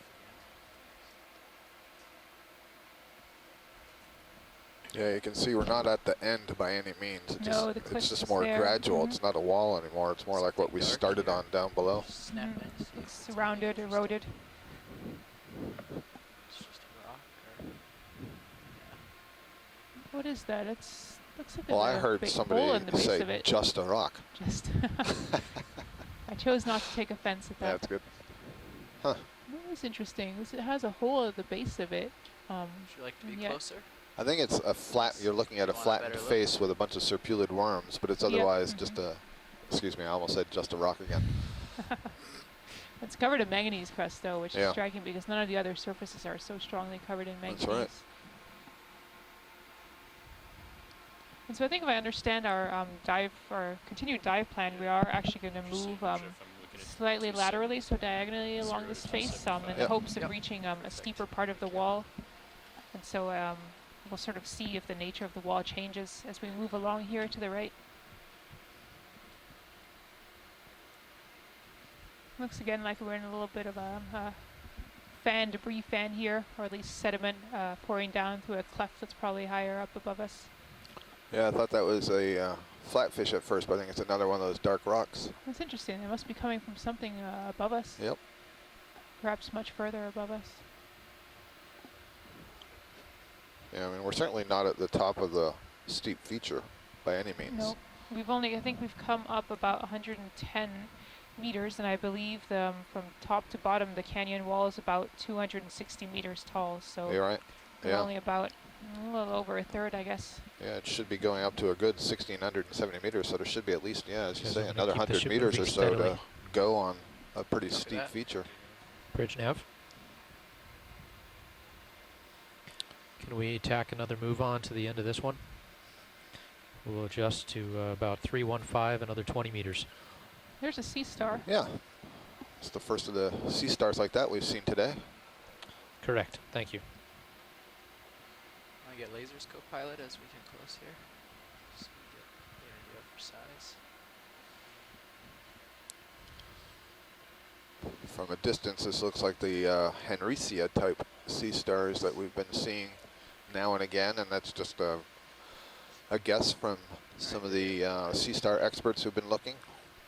Without collecting, it's a little bit hard. Oh, maybe I'm wrong. No, this is more like Neomorphaster.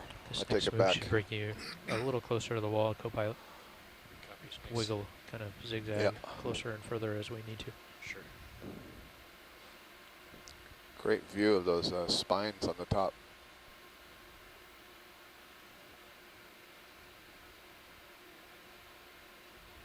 We have a whopping 4 knots of wind outside right now. Wow. That's a nice change. That's a record. Yeah, no, record no, I low. think we've been lower than that, but it's been a long time since we've seen 4 knots of wind. Usually more like 15. Set down, but I think that was enough for ID. Well, if you're in a position to, it'd be nice. There's some really interesting spines in the middle of that thing, and the way I would describe it is that, you know, if you imagine like at the circus where they have the poles and they spin plates on the top, so that plate balanced on the top of the pole, and then imagine spines coming out of the plate. That's what's arranged around the center of this upper part of the sea star. Susan's giving me a look, so now we have to verify that there is this interesting structure on the top of the sea star. They're just not spinning the plates. I like the analogy. Do you? How about like a mast on a pirate ship with the crow's nest? Maybe that might be a little more accurate. Yeah. What else can I come up with? I do see the structure you're referring to in the middle there, right? Yep. Co-pilot, can you take the camera? Point is, they're not just simple pointed spines.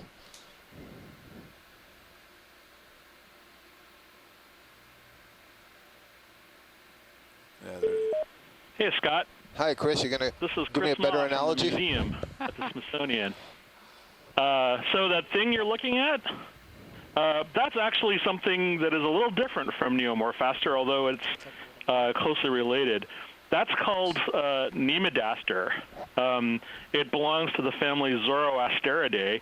That's actually the first member of that family that we've seen. Oh, great. The disc is really distinct, and I've never seen it alive before. Yeah, isn't that cool? I was just trying to describe that. I'm really glad you guys took a quick look at it. We're trying to get back in, Chris, so keep watching. Oh, good. Okay.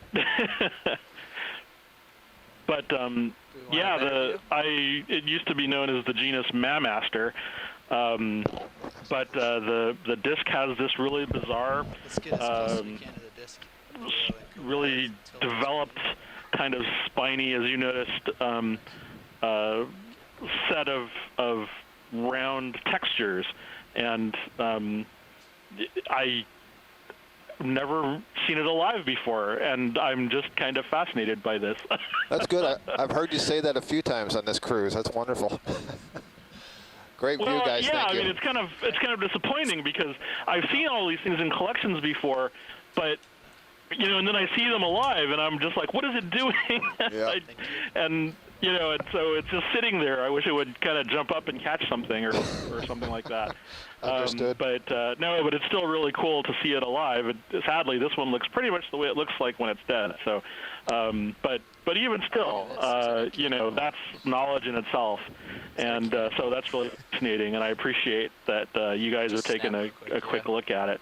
Occurrence in this canyon is certainly new and interesting to me. So, cool.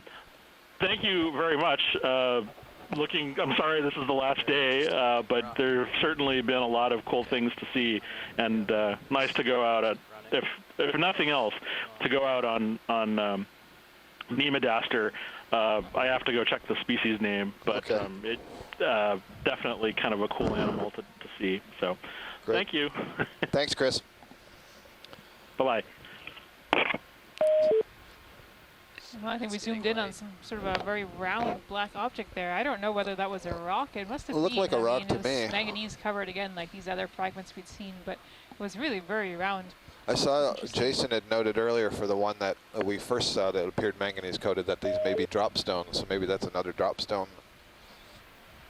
Okay, yeah, so the idea of the glacial drop stones that have been dropped off by icebergs that flow overhead and melt and drop off material that is originally from the continents. I'll keep it steadily going if that's all right. Yeah. Maybe this one will Although I bring think that Sirius if they a were little drop closer to the stones, wall. they would have had to be Thinking stored like 310. somewhere in a place where they could Copy. collect that 310. manganese crust before appearing here. I Another still 20, find that 310. somewhat mysterious. Bridge nav. Or cannonball, Jason says. Can I we thought I it don't know if he's being actually- serious or the not. end of this one. I thought it looked like 20 the meters, rubber ball that the sea 310, poke is 0.1 knots. inserted into. Oh, yeah? Maybe it was Huh. It was Previous more to, oblong previous than sea poke. wasn't Curious how much we perfectly had round left like in a this current cannonball move. would be. Okay, another 20, 310. Snap it right Thanks, up. Jeff. Thank you. Heard Yeah. that. More of an oblong shape than a round shape. It's like a glass sponge here with some brittle stars hanging onto the outside of it. Real translucent texture to these glass sponges. Again, these are filter feeding animals. They generate a current with cells that have hair-like extensions called flagella. The flagella beat to draw water into the pores of that sponge and pulls small organic particles out of the water to feed on. The sponges can actually filter tremendous amounts of water per day.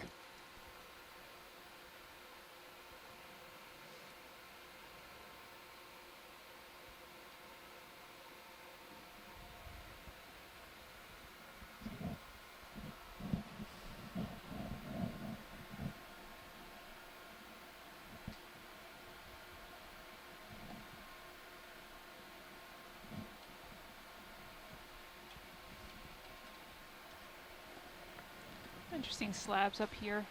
I'm not sure quite how. That's just really interesting to me to think about how these can be eroded in this pattern.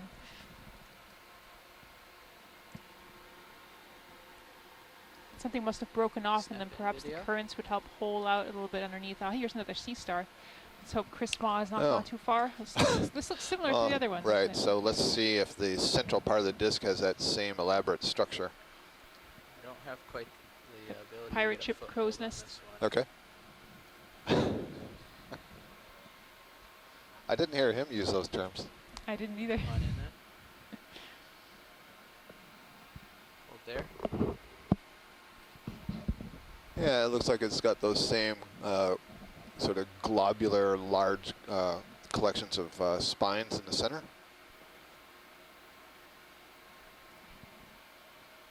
Different color on this Yeah, one, huh? it is a different color. I think that's a good view, and we're going to have some good images to compare it to the previous one. It'd be interesting if we hadn't seen that. He said we hadn't seen any members of this family of sea stars, the Zoroastriidae, on our cruise so far, and so it would be interesting if we have two right here, and this would kind of go along with the theme. We've been seeing a number of things that we haven't seen yet, and we're at the deepest depth that we've been in any of the canyons so far, and we are in a canyon as opposed to the seamount where we were deep, but we weren't in a canyon at that point. So there are some differences in the overall environment that we're sampling. So it looks like we're seeing some different animals in that environment.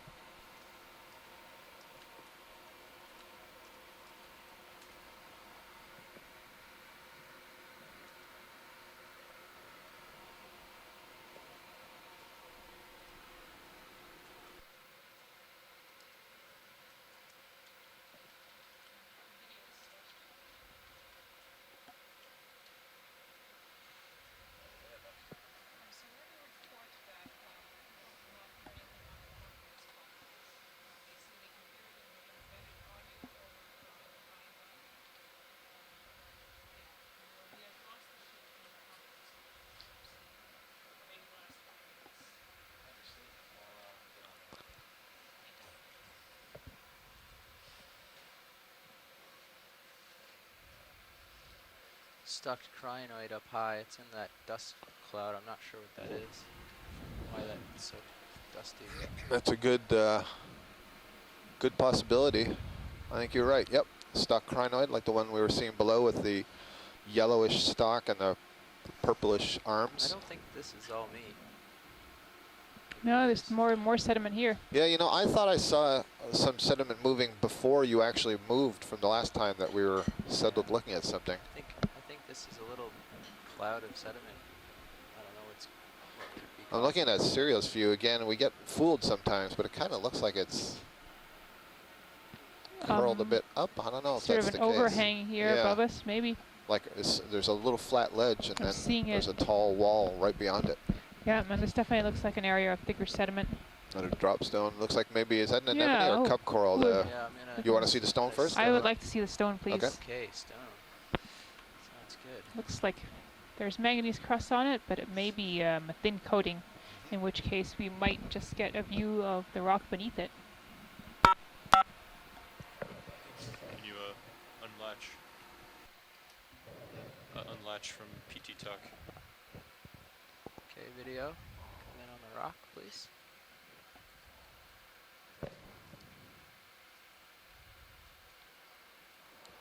You can see a brittle star kind of scurrying underneath that rock, Take it in all the way. where they use the legs to push themselves up, and they can move at a pretty good clip. Oh, there's a little Corallimorpharian on that rock. Oh, nice. We never would have seen that if we hadn't looked at that geology.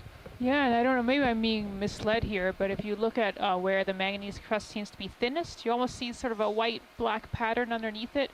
And I'm looking at this hoping to see granite, so it may be that I'm Looks a lot convincing like myself that I granite see granite, but if this was a drop stone, then we would expect it to be granite.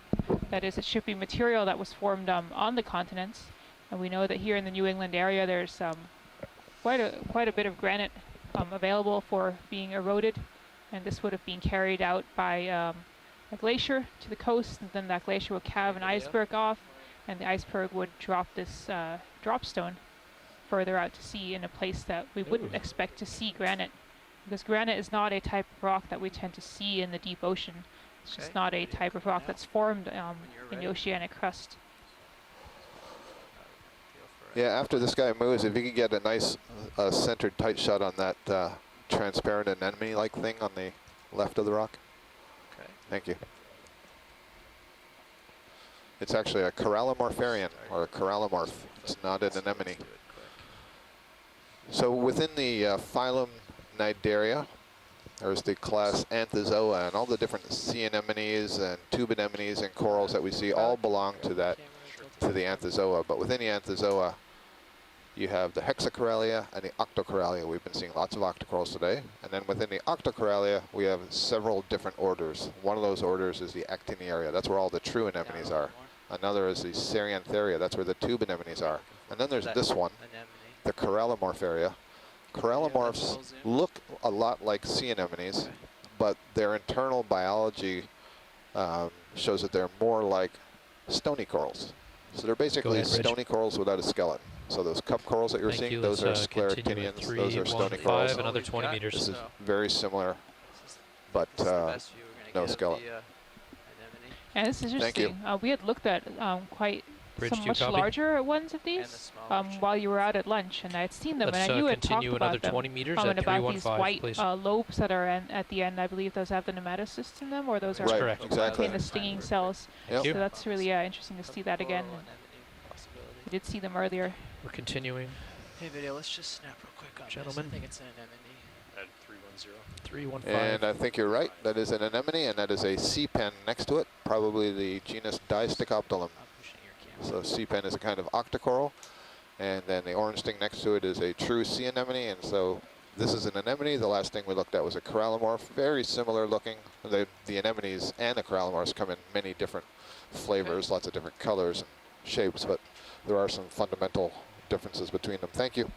Video, unless you want more time. Well, I'm excited to have seen that texture there. That was almost certainly granite. And because of all this manganese crust, especially out on the seamounts, we never really got a good look at these sort of primary igneous textures, so these sort of hard rocks that should have crystals in them. And granite is a crystalline, intrusive rock. And so it was quite exciting to see some of those textures.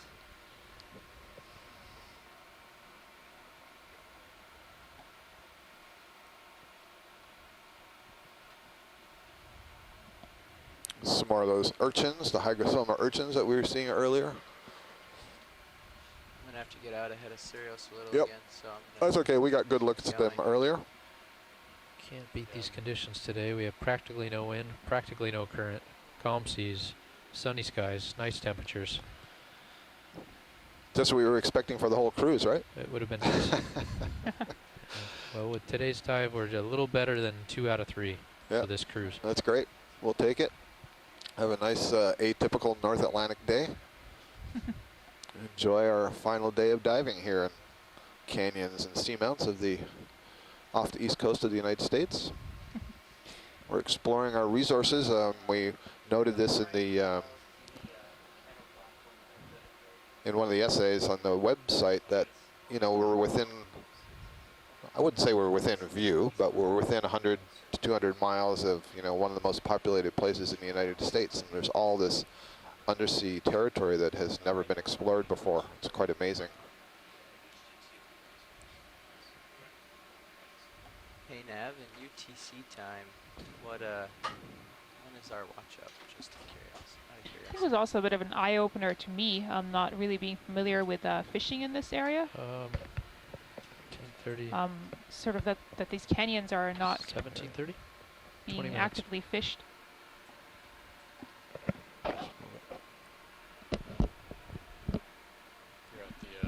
Yeah, so I was sort of interested in learning about the canyons and you mean you're about whether these are being actively fished, if there's trawling going on Dan, here, and I was interested to learn, I believe, yesterday fine skills on Ryan Canyon, or was that the day before? I don't even remember. It was the day before, yeah. If you are. It was interesting to learn that there's not really a lot of active trawling going on. I would have thought that these canyons would be really a hot spot for fishing, that there must be a lot of life out here, and this would be targeted. But I suppose it's fairly far from shore, so I guess maybe not too many fishing vessels get out here. Well, the other problem is just with the steep walls, you know, the possibility of losing gear might outweigh the possibility of getting a good catch. One of the things that's interesting in looking at the view from Sirius is that, you know, we're farther above. We're just trying to get our conference calls sorted out here. We had some problems with it earlier, with it not transmitting to shore. Sorry about that. Had the dial tone area there for a second. So I was saying we are now at a point on this wall where we're not following the upper edge of the steep wall. Instead, we're on a basin below somewhat of a wall. And you can see that the character has really changed in the organisms that we're seeing. We've lost all those Brisingid asteroids and cup corals and so on. Well, it's probably partly because of the sediment, I would think, coming down. Like maybe a sea pen. It's probably not a great place to be a filter feeder.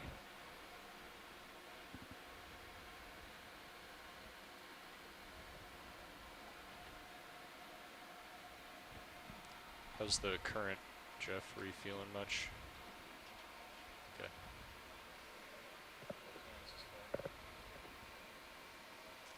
Video's tied up right now.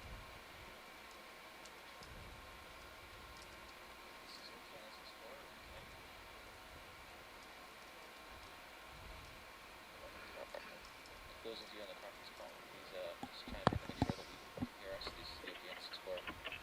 Hey, Science, is there anything in here you want to look at? Okeanos, we can hear you, but you're really quiet. Thank you. Great, glad to hear that the conference call is back. I guess we can have a quick zoom of this sea pen. It looks like we'll find out if this is a peninsula or if this is another type. Yeah, right there in the lasers. Okay, video when you're ready. And that's a side view of the peninsula. So the sea pen anchored in mud with its side leaves and the polyps arising from those side leaves. Thank you. You can see some Ophiumusum type brittle stars on the sediments behind it.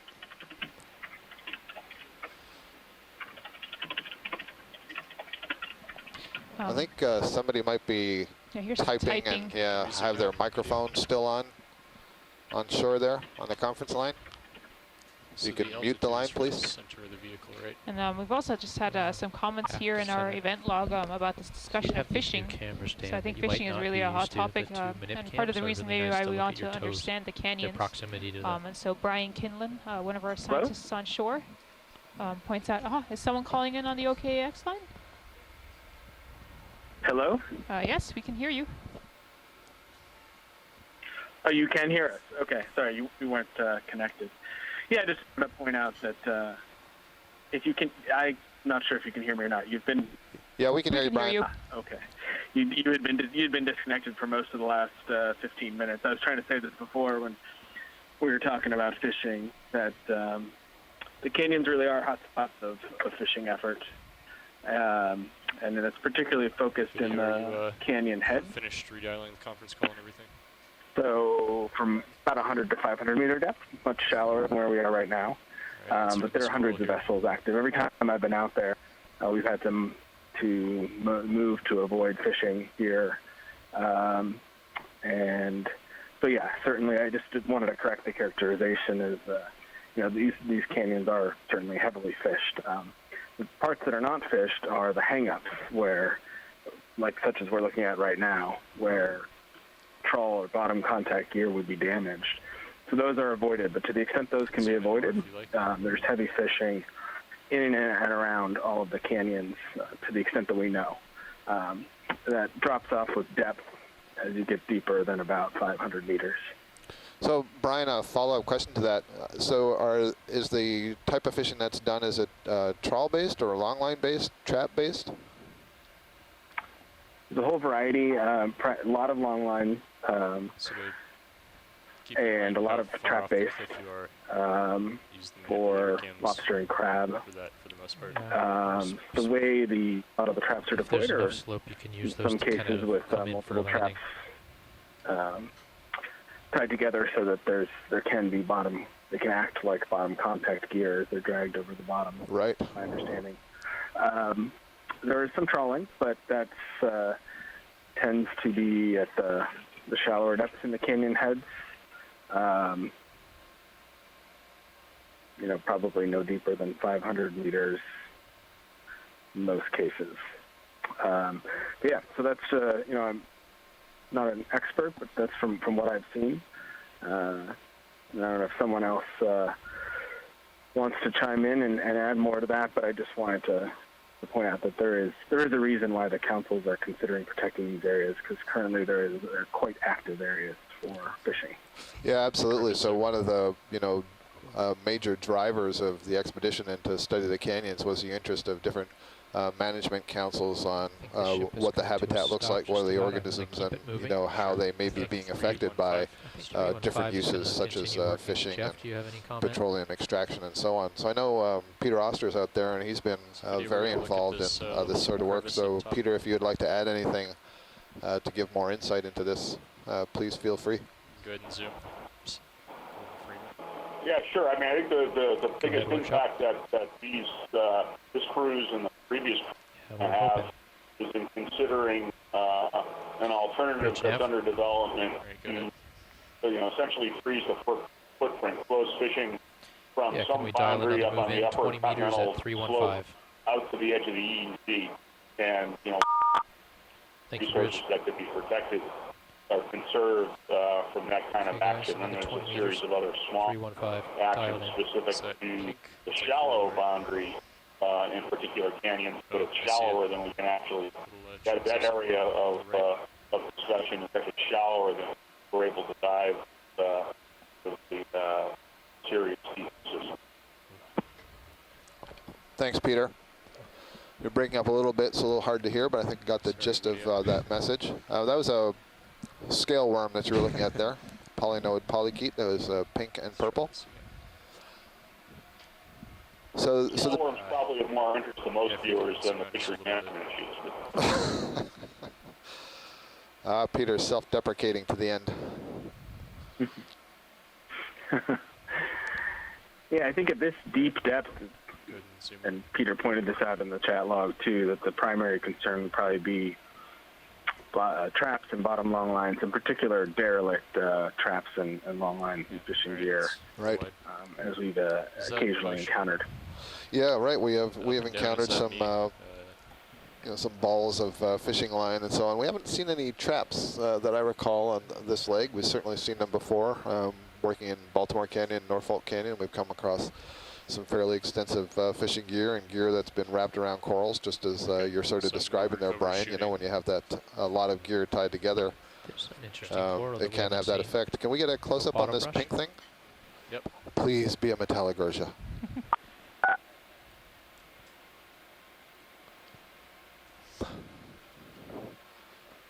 Get a little bit closer.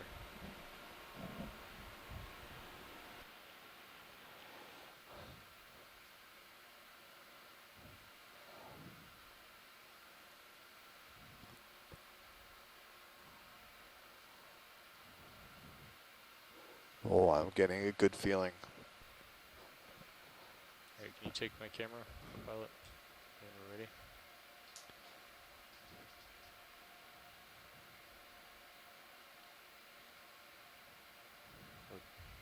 Right, video. Yes. It's upward. Zoom, frame it. No. No. Same family. This is Chrysogorgia, I believe. I think we're looking at it straight down, right through it. And so the holdfast is basically straight through all these branches directly below, so it's growing off of this wall. But this is nice. This is a great find. This is a first for the day. Nice mysid shrimp, possum shrimp, swimming in front of it. And there's a crinoid clutching on to the left side. Zoom in further. Oh, losing it. This mysid also may be carrying some embryos down there. Nice. So, yes, I see Brian wrote that down. Chrysogorgia. Let's go full wide. Terrific. Thanks. Wow.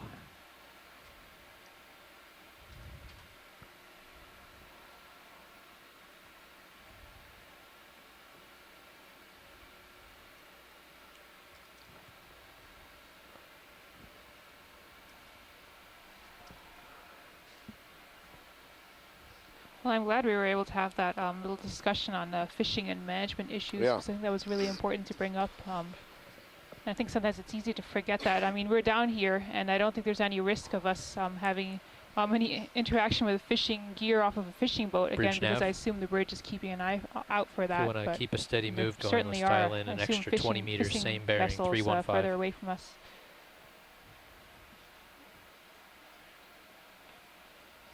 Tacked on another 20, guys. 315.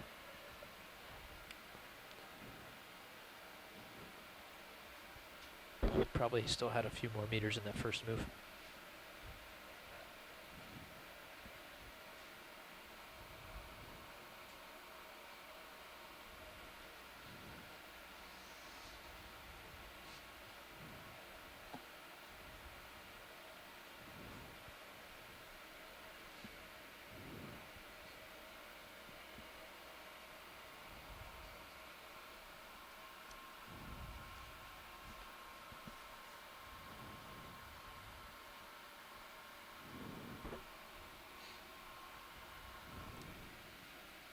Little chute here to the right, where sediment has come down through a break in the rock.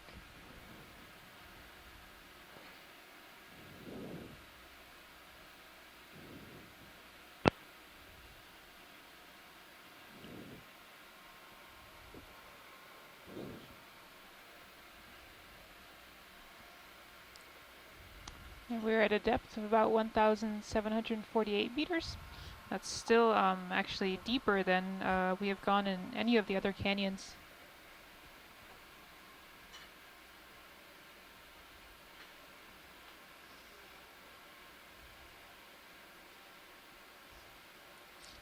I just realized in seeing these openings in the rock here, we haven't seen any octopus yet today. No, we haven't.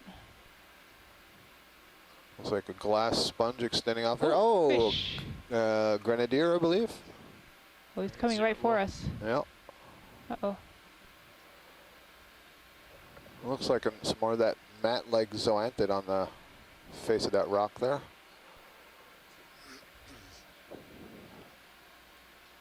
Yes, that was a Grenadier.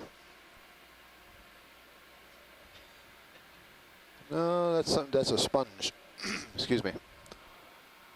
It's an encrusting sponge of some kind. And I noticed up ahead there's a bamboo coral extending off of the wall. Where was that? You'll see coming into your right in a moment. There it is, that little whip, branched.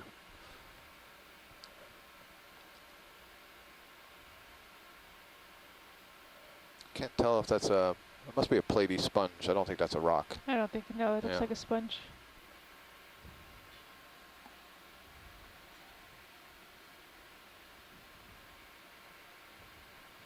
Oh, I see we have Shirley Wanna take the Pomponi camera? joining us today from Harbor Branch Oceanographic, and she's a sponge expert.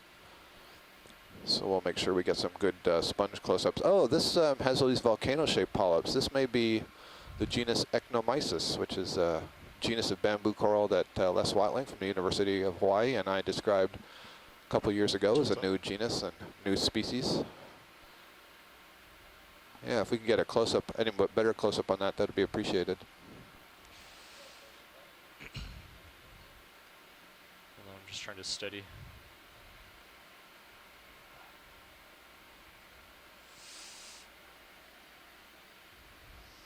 It looked like that what was above this was actually a rock. If I was looking at what we thought was a sponge. Kicking up dust.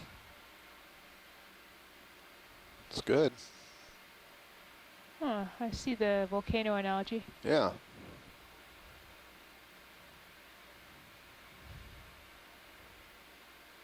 So all the tentacles are basically, they've been pulled back in towards the mouth and curled under, so that oral disc that they have, which is the round part surrounding the mouth, sort of squeezes in around the tentacles, and gives it that little volcano shape. Thank you. It's drifting away pretty far.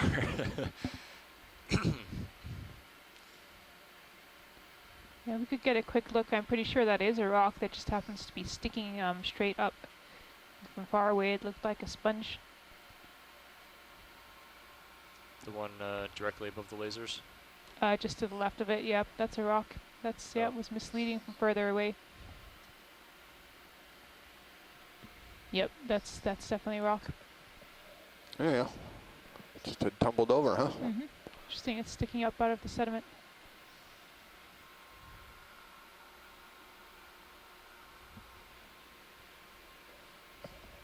Okay, full wide.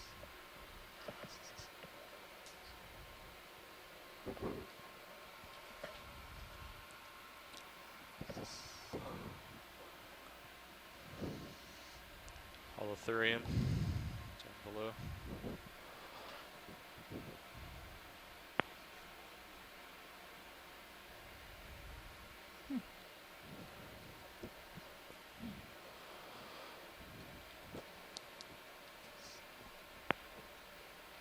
I just realized that was Dan's voice I'm hearing in the pilot's chair.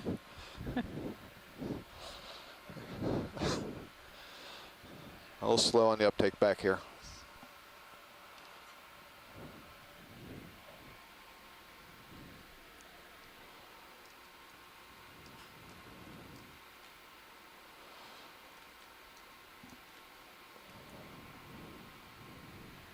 So very interesting how much less is growing on this wall. You can see there's certainly a little bit more sediment accumulation on this part of the wall than there was on the feature down below where we got to this basin, if you will.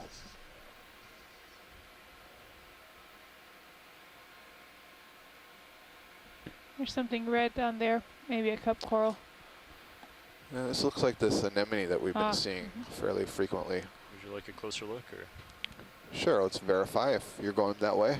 And a cave down there too. See an urchin on the lower right. Urchin. We just do a snap zoom.